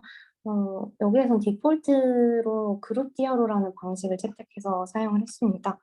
그룹 디아로를 잠깐 간략하게 설명을 드리자면 이렇게 두 가지의 레이블이 다 존재를 하고 임밸런스된 데이터셋이 존재를 할 때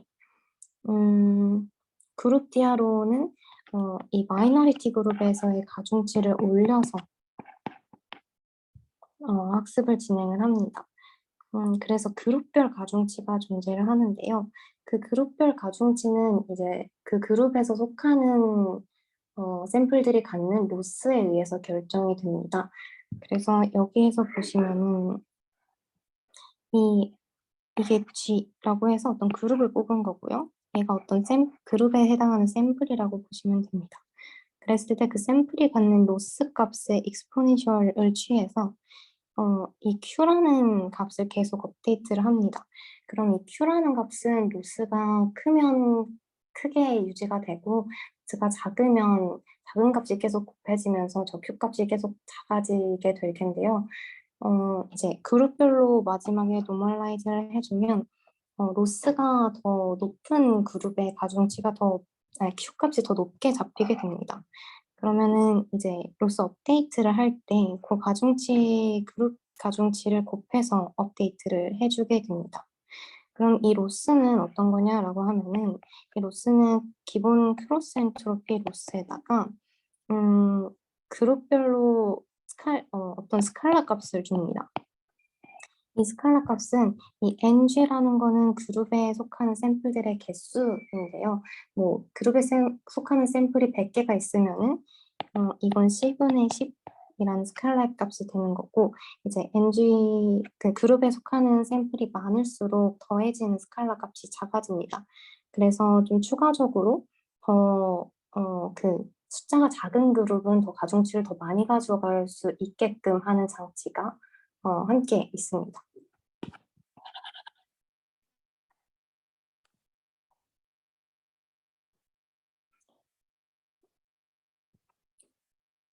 SSA를 한번 다시 알고리즘으로 여기 정리가 돼 있어서 한번 더 짚고 넘어가자면 여기에서 이제 데이터 분할을 하게 되고요.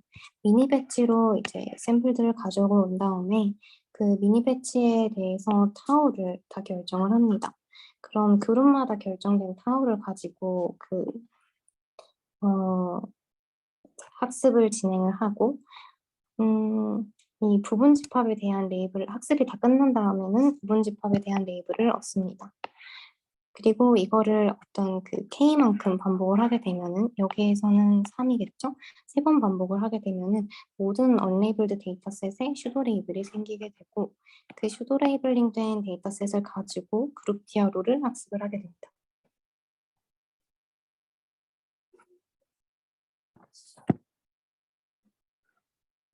네, 실험 세팅을 그럼 설명을 드리겠습니다. 이 논문에서는 이미지 도메인이랑 텍스트 도메인에 대해서 실험을 진행을 하는데 이미지 도메인에서 데이터셋 2개 그리고 텍스트 도메인에서 데이터셋 2개를 진행을 합니다. 처음에 워터버드는 아까 제가 설명드린 대로 그 백그라운드랑 타겟 레이블 간의 코렐레이션이 있는 상태입니다. 그래서 이제 트레이닝 데이터셋은 이렇게 코릴레이션이 있는 데이터셋이 95%가 되고요. 코릴레이션이 없는 워터버즈인데 이제 랜드 백그라운드를 가진 경우, 그리고 랜드버즈인데 워터 백그라운드를 갖는 경우가 5% 존재를 합니다. 그리고 밸리데이션이랑 테스트셋은 밸런스드 되어 있는 데이터셋을 써서 이제 모든 이제 그룹들이 다 25%씩 존재를 하고 있습니다. 이게 다 25%씩 존재를 하게 되는 이유는 이제 뒤에 다른 데이터셋을 설명드릴 때는 대부분 다 데이터가 똑같이 스큐드 되어 있습니다. 근데 여기에서는 이제 사람이 인위적으로 만들어낸 데이터이기 때문에 이렇게 밸런스를 맞춰서 테스트를 할 수 있었던 거고, 그래서 요것만 이렇게 밸런스가 맞춰져 있다고 보시면 되고, 셀러베이 같은 경우에는 트레인 밸리데이션 테스트가 모두 비슷한 비율로 스큐드 되어 있습니다. 셀러베이는 블론드 헤어인지 아니면은 논 블론드 헤어인지를 맞추는 태스크를 진행을 합니다. 성별이라는 어트리뷰트가 코릴레이션이 있는데 대부분의 남자는 블론드 헤어를 갖고 있지 않은 상태에서 마이너리티 그룹은 메일인데 블론드 헤어가 잘 안 들립니다. 게 나타납니다. 네. 혹시 어디까지 들렸나요? 저 앞에 한두 문장 정도가 안 들렸던 것 같아요. 네. 그래서 셀러베이에서는 이제 헤어 컬러랑 젠더가 코릴레이션이 있는 상태고 가장 마이너리티 그룹은 이제 남자 사진인데 블론드 헤어인 경우가 마이너리티한 그룹입니다.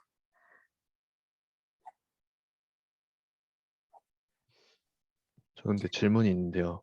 그 네, 셀레베이에서 그러니까 스프리어스 어트리뷰션이라는 게 약간 클래시피케이션을 더 잘할 수 있게 해주는 좀 더 직관적인 어트리뷰트로 이해를 하고 있는데 그래서 워터버즈를 예측할 때는 뭐 네, 배경으로 구분을 하는 게 좀 더 편하다 네, 그런 식으로 이해를 하고 있는데요. 셀레베이 같은 경우에는 그 머리 색상을 예측을 하는 게 네. 성별을 예측하는 것보단 조금 더 쉬운 걸로 느껴져서 왜 성별이 그 스프리어스 어트리뷰트로 결정이 된 건지 그게 뭔가 특별한 이유가 있을까요?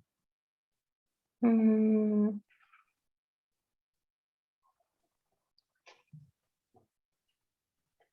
일단 실험적으로는 이 셋에 대해서 성능이 떨어지는 걸 봐서 그 성별에 대한 어,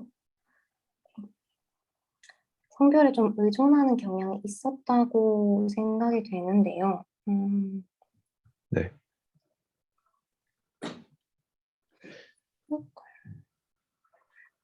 피메일이랑 메일은 두 가지인데요. 이제 블론드냐 아니냐는 헤어 컬러가 이제 블론드가 아닌 경우에는 까만색도 있고 갈색도 있고 다양한 색깔이 있을 수 있잖아요. 네, 네. 그런 측면에서는 피메일이랑 메일만 가지고 판단하는 게 더 쉬울 수도 있지 않을까요?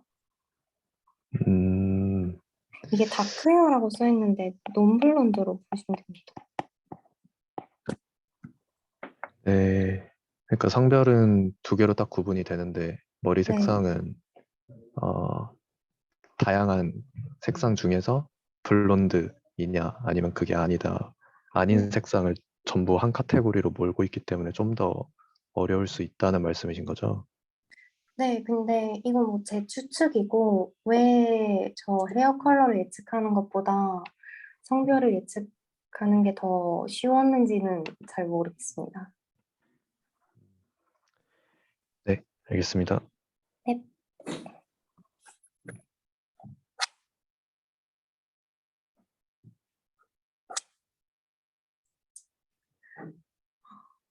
그다음에 텍스트 도메인에서는 어떤 멀티-NLI라는 데이터셋이 있는데 이 데이터셋은 두 가지 센텐스 페어가 주어졌을 때 이 센텐스 페어의 관계가 컨트라딕션이냐, 인테일먼트냐, 아니면은 뉴트럴이냐를 맞추는 태스크를 진행을 합니다. 그런데 여기에서 negation word 예를 들어서 뭐 nobody, no, never, nothing 이런 negation word랑 contradiction이랑 correlation이 있는데요. 예를 들어서 이 예시를 보면은 두 번째 이제 센텐스에 never라는 단어가 들어있고 레이블은 contradiction으로 되어 있습니다. 근데 이렇게 코릴레이션이 있는 상태에서 테스트가 우리가 맞춰야 하는 타겟이 Y인데 두 번째 센텐스에 이제 여기에서는 silence를 no one spoke라고 표현을 하면서 이제 부정적인 단어가 두 번째 센텐스에 포함이 되게 되고 그러면은 이 경우에는 contradiction이라고 잘못 맞출 수 있는 확률이 늘어나게 됩니다. 그리고 앞서 설명드렸던 것과 마찬가지로 이 데이터셋도 train validation 테스트가 모두 다 스큐드 되어 있는 상태입니다.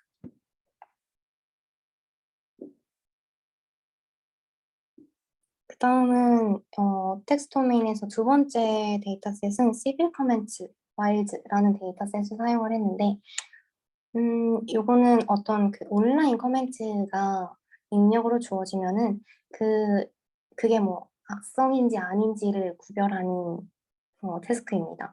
그리고 spurious attribute로는 그 커멘트에 어떤 아이덴티티가 들어가 있는지, 뭐 메일 애속성이 있는지, 화이트, 블랙 뭐 이런 속성이 있는지를 이런 attribute들이 있고요. 그래서 앞에서는 뭐 한 4종류씩 그룹이 있었다면 여기는 총 16종류의 그룹이 있습니다. 그래서 이 16종류의 그룹을 다 테스트를 해보고 그 중에 가장 worst accuracy 그룹의 퍼포먼스를 이제 리포트를 하게 됩니다. 근데 이 데이터셋의 경우에는 그 코멘트가 다양한 어트리뷰트를 가질 수 있습니다. 그러니까 코멘트에 메일이랑 블랙 같은 게 동시에 나타날 수 있는데요. 근데 그룹 디아로의 메소드상 이렇게 오버랩 되어 있는 그룹을 밸런스를 맞춰가면서 하는 걸 타겟으로 제한된 게 아니라서 여기에서는 아이덴티티가 있냐 없냐라는 거를 이제 spurious attribute로 학습을 합니다.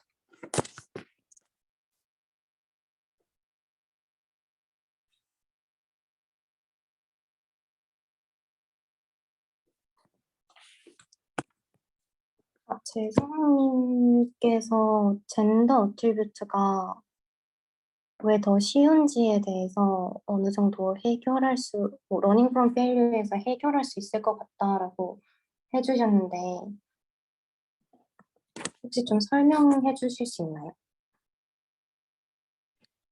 제가 목소리가 지금 그 코로나 때문에 조금 잘 안 나오는데 그 간단하게만 소개를 드리면은 그 Learning 네. from Failure이라는 논문에서 그 말하는 게 그 약간 디바이어스드와 바이어스 그러니까 약간 바이어스드 레프레젠테이션을 어떻게 하면은 회피해서 디바이어스 레프레젠테이션을 배울 수 있는지 뭐 그런 논문인데 거기서 이제 얘기를 하는 게 어떤 경우에 바이어스 레프레젠테이션을 배우냐 하면은 상대적으로 좀 쉬운 그 어트리뷰트면은 얘가 바이어스 레프레젠테이션을 통해서 그 코릴레이션 있는 그 정답을 맞출 수 있으면 그렇게 쉽게 학습하려고 하는 그 숏컷을 배운다라고 표현을 하는데 네. 그 해당 논문에서 그 셀레베이 데이터셋에 대해서 그 젠더와 그 헤어 컬러와 관련된 그 코릴레이션을 발견을 했고 그 자기네들이 봤었을 때 그 젠더를 가지고 얘가 헤어 컬러를 뭔가 예측을 하려고 한다라는 그런 그 말을 봤었을 때는 그 이미지가 주어졌었을 때 그냥 젠더를 맞추는 게 더 쉬운지 헤어 컬러를 맞추는 게 더 쉬운지를 실험을 해봤었을 때 젠더를 맞추는 게 더 쉽다고 생각을 해서 그 헤어 컬러를 더 어려운 어트리뷰트로 보고 그렇게 세팅을 한 게 아닐까 싶습니다. 아, 혹시 거기서 뭐 로스가 떨어지는 추이를 비교하거나 그런가요? 아니면 어크러시를 비교하거나 하나요? 그런 거는 따로 없는데 그냥 다른 데이터셋에서 뭐 예를 들어 컬러드 엠니스트라고 하면은 컬러 맞추기는 쉬운데 디짓 네. 맞추기는 좀 어렵다 약간 이런 식으로 표현을 하는데 그거를 이제 자세하게는 설명 안 해놨는데 이제 거기서 데이터셋 구성할 때 그 상대적으로 젠더 맞추기가 더 쉽고 컬러 맞추기가 더 어렵다라고 이런 식으로 얘기를 해서 그냥 그 쓰더라고요. 저도 좀 신기하긴 한데 일단 그렇게 되어 있는 논문이 있어서 좀 그 간단하게 좀 말씀을 드렸습니다. 네, 감사합니다. 감사합니다.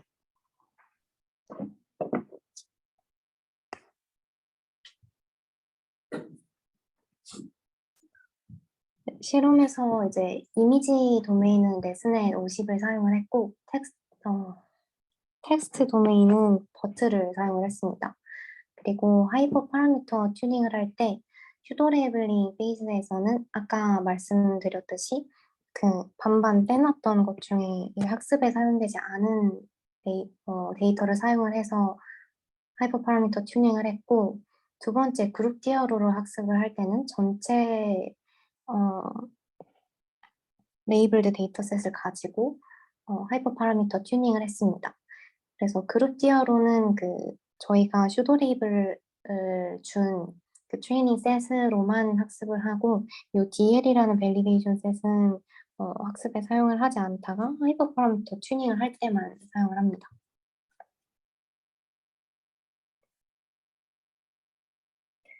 네, 결과인데요. 여기에서 이제 메소드가 세 가지로 나누어져 있는데 이제 마지막은 그 모든 어노테이션을 사용할 수 있다고 아까 소개를 드렸던 그룹 디어로고 SSA는 일부 레이블링 데이터, 레이블드 된 데이터를 학습에 사용하는 경우고요. 그다음에 나머지는 학습에 그 레이블드 데이터를 전혀 사용하지 않는 메소드들입니다. 근데 여기에 amount of group label used라고 써 있는 여기에서 validation set은 이제 DL을 하는 거고요. 여기서 사용됐다라는 말은 여기서 하이퍼 파라미터 튜닝 할 때만 이 DL을 썼다라고 생각을 하시면 됩니다. 그랬을 때 여기에서 제안한 논문이 워스트 그룹에서는 이렇게 비교했을 때 가장 좋은 성능을 보였고 그룹 디아로랑은 비슷한 성능을 보이고 있는 것을 확인을 할 수 있었습니다. 이제 그룹 디아로가 되게 많은 샘플들에 대해서 레이블이 필요한 데에 비해서 이 SSA 방법을 활용을 하면은 일부 레이블드 된 데이터셋을 활용함으로써 좀 괜찮은 슈도 레이블을 얻을 수 있다라는 것을 보여줬다고 할 수 있습니다. 이거는 텍스트 도메인에 대한 결과인데요. 양상은 비슷하다고 보시면 됩니다.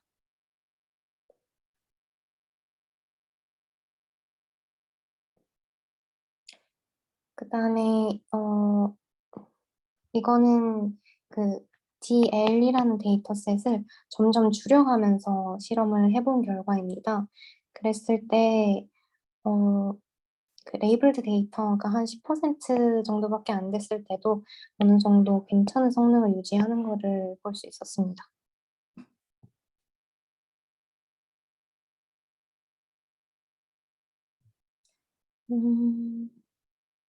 그다음에 이거는 아까 그 은영님께서 질문해 주신 거랑 조금 연관이 있는 것 같은데, 약간 어블레이션 테스트 같은 건데요. 여기에서 나타나 있는 어커러시는 spurious attribute를 이 spurious attribute predictor가 얼마나 잘 맞췄는지에 대한 어커러시이고요.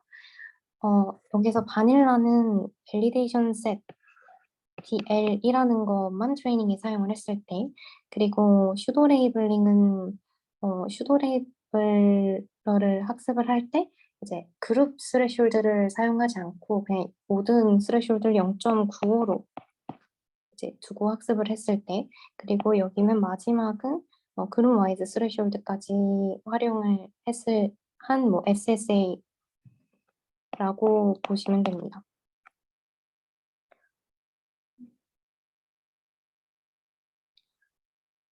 그랬을 때 이제 성능을 비교를 해보면은 그냥 레이블드 데이터셋만 가지고 이 프레딕터를 학습했을 때보다 그룹와이즈 스레시홀드까지 활용을 했을 때 훨씬 더 좋은 성능이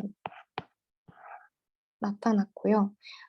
대신에 그 스레시홀드를 그룹와이즈로 설정을 하지 않고 그냥 하나의 스레시홀드만 활용을 했을 때는 성능이 바닐라랑 뭐 비슷하다고 볼 수 있을 것 같습니다. 네. 이거는 왜 그러는지 이제 또 이 실험과도 관련이 있는데 이 부분이 그룹 레이블을 그룹 스레시홀드를 활용을 한 거고 이 부분이 모든 그룹에 대해서 똑같은 픽스드 스레시홀드를 활용했을 때입니다.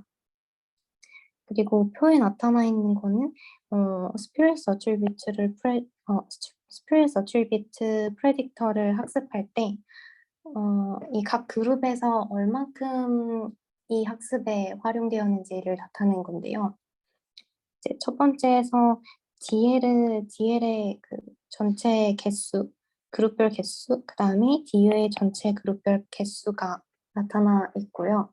슈도 레이블링을 그냥 슈도 레이블링 이 결과에서 보면은 타우가 일정하기 때문에 이제 많은 샘플을 갖고 있는 그룹에서 더 많은 그 샘플들이 뽑힌 걸 볼 수 있습니다. 그래서 이 프레딕터를 학습할 때도 되게 스큐드 된 상태로 학습이 된 거를 확인을 할 수 있었고, 그러다 보면은 이제 프레딕터가 내뱉는 값도 어느 정도 저쪽에 그 샘플이 많은 쪽에 바이어스가 낄 수 있게 됩니다. 그러면은 이렇게 성능이 많이 오르지 못하게 되는 거고요. 그에 반해서 이제 그룹 와이즈 스레시홀드를 활용을 했을 때는 꽤나 밸런스드 된 데이터 셋이 이제 프레딕터를 학습하는데 사용이 되는 거를 확인할 수 있었습니다.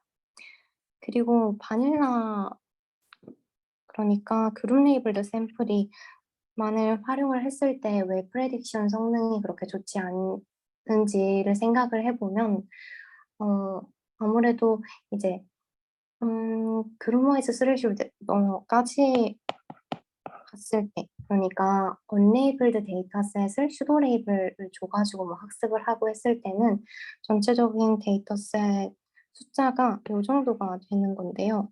그냥 DL만 활용을 했을 때는 블론드 웨일이 한 4개 정도밖에 안 됩니다. 그래서 4개랑 700개의 차이를 봤을 때 그래도 좀 4개라는 수치가 굉장히 작은 것 같기도 하고, 그리고 이 데이터셋 자체도 좀 스큐드 되어 있어서 여러 가지 문제점이 있었던 것 같습니다.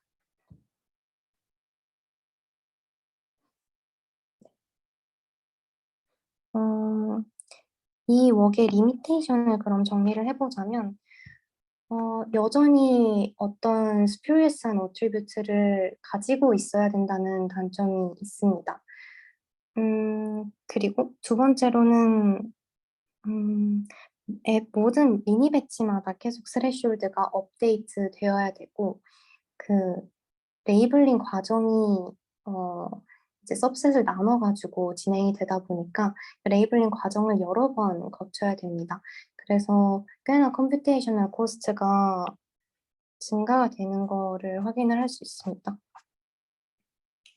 그래서 이 런타임을 여기에서 추가적으로 제공을 해줬는데 그룹 디아로를 학습하는 데는 이제 각 데이터셋에서 이 정도 걸린다고 했을 때 이제 슈도 레이블링 페이스가 생각보다 굉장히 오래 걸린다고 볼 수 있습니다. 이게 스플릿이라는 게 우리가 3분할을 했으니까 분할 하나를 레이블링 하는데 걸리는 시간인데요. 그래서 전체 슈도 레이블링 시간은 여기에다가 3을 곱한다고 보시면 됩니다.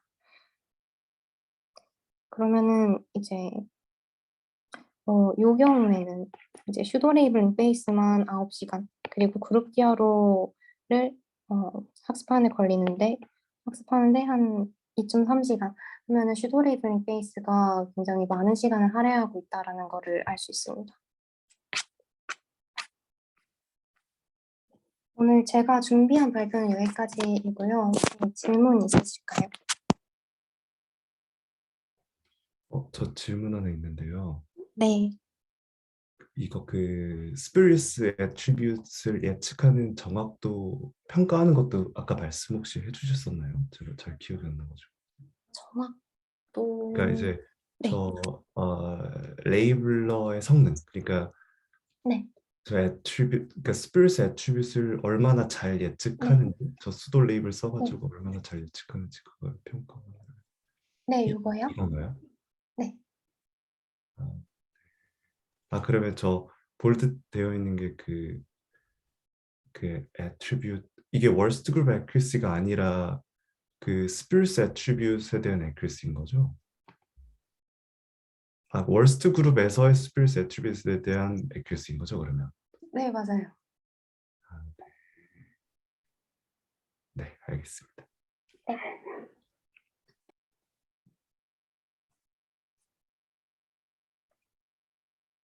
질문 없으시면 끝내겠습니다. 질문인데요. 네. 아까 승환님이 말씀하신 거랑 좀 비슷한 얘기가 될 것 같은데 네. 이게 사실 그 지금 클래스랑 어트리뷰트랑 네. 바뀐다고 해도 뭐 사실 네. 그렇게 뭔가 이렇게 바뀌면 안 된다라는 얘기를 할 만한 근거들이 없어 보이거든요. 그러니까 단순히 지금 네. 뭐 A가 그러니까 어트리뷰트가 쇼컷일 확률이 쇼컷인 것 같아서 어트리뷰트로 취급을 하는 것 같은데 네, 맞아요. 그거에 대한 뭔가 정량적인 거나 아니면은 좀 그러니까 구분할 수 있는 뭔가 방법이 있나요? 그거를? 그러니까 저희의 뭔가 신증이나 아니면은 이렇게 매번 실험을 통해서 어떤 게 이제 어트리뷰트일 것 같다라고 이렇게 추측을 해야 되는 건지. 아,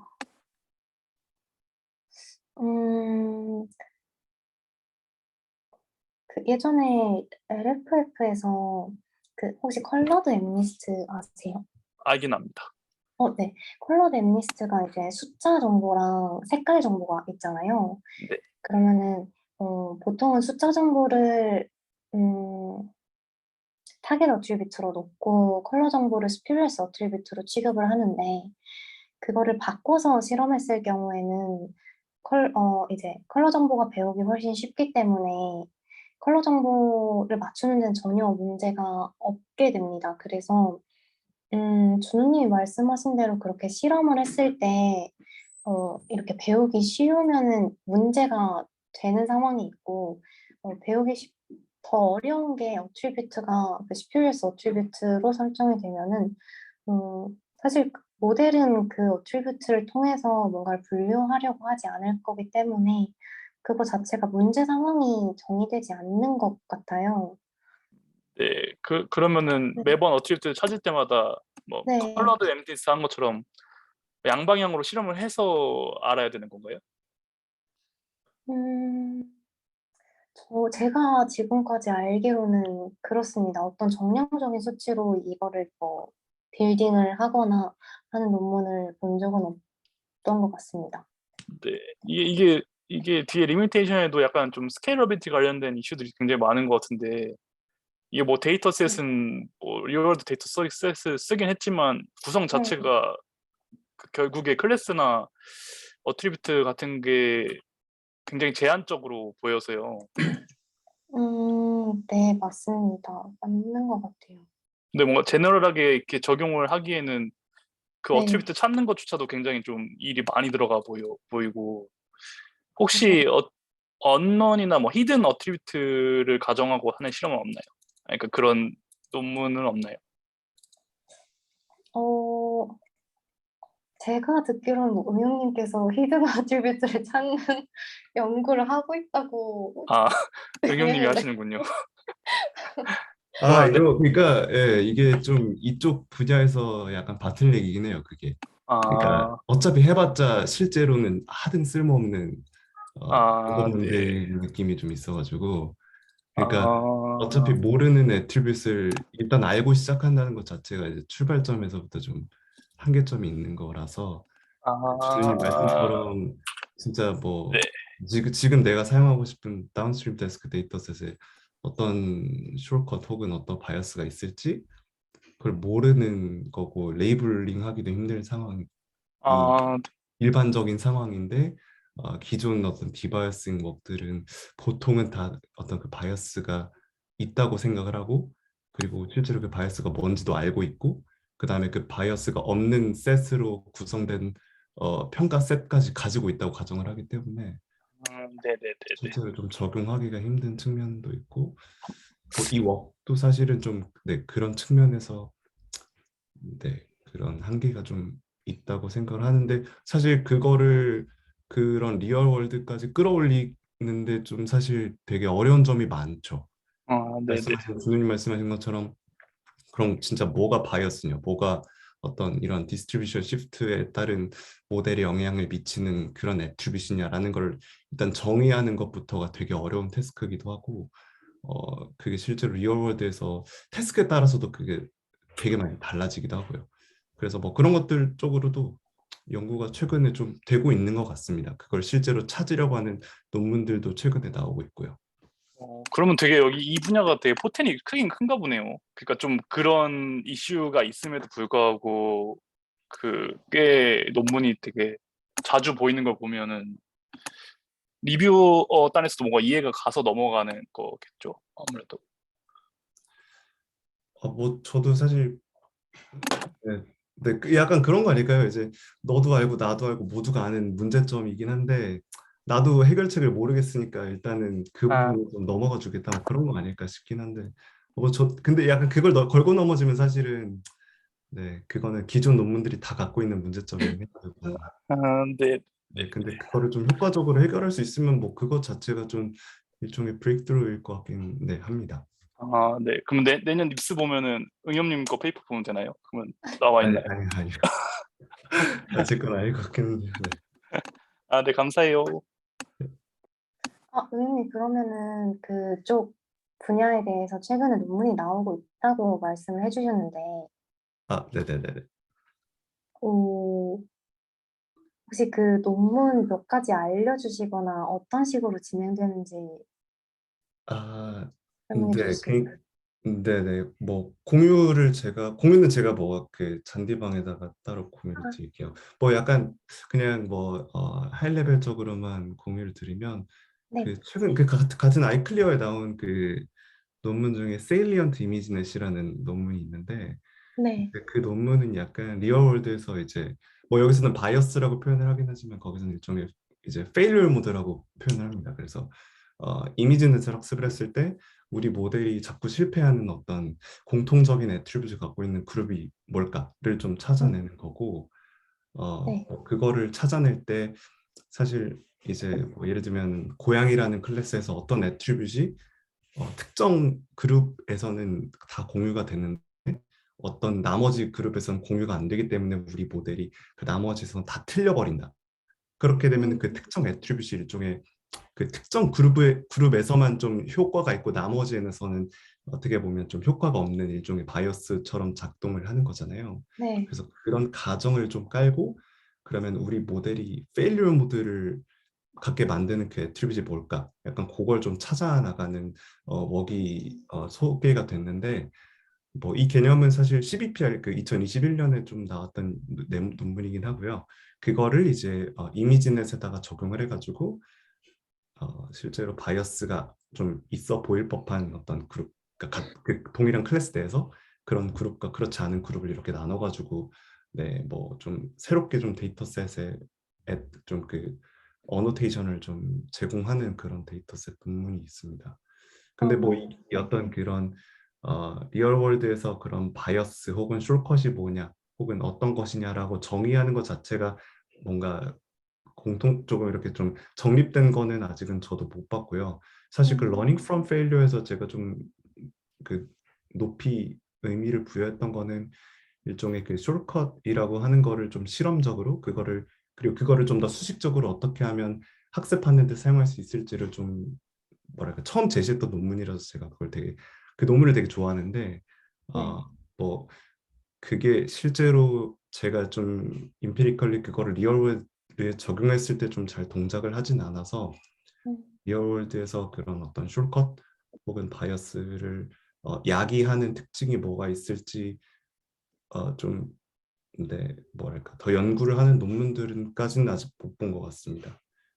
근데 제가 봤던 가장 최근 논문은 그런 페일리어 모드를 조금 네, 찾아가지고 그러면 그게 어떤 애트리뷰 때문에 그런 페일리어 모드가 생겼는지를 찾아본 그런 논문이었습니다. 네, 감사합니다.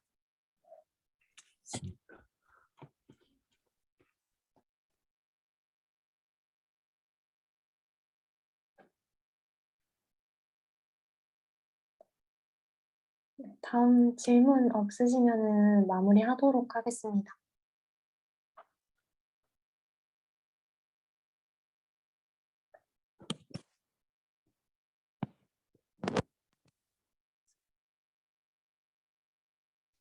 수고하셨습니다. 네, 수고하셨습니다.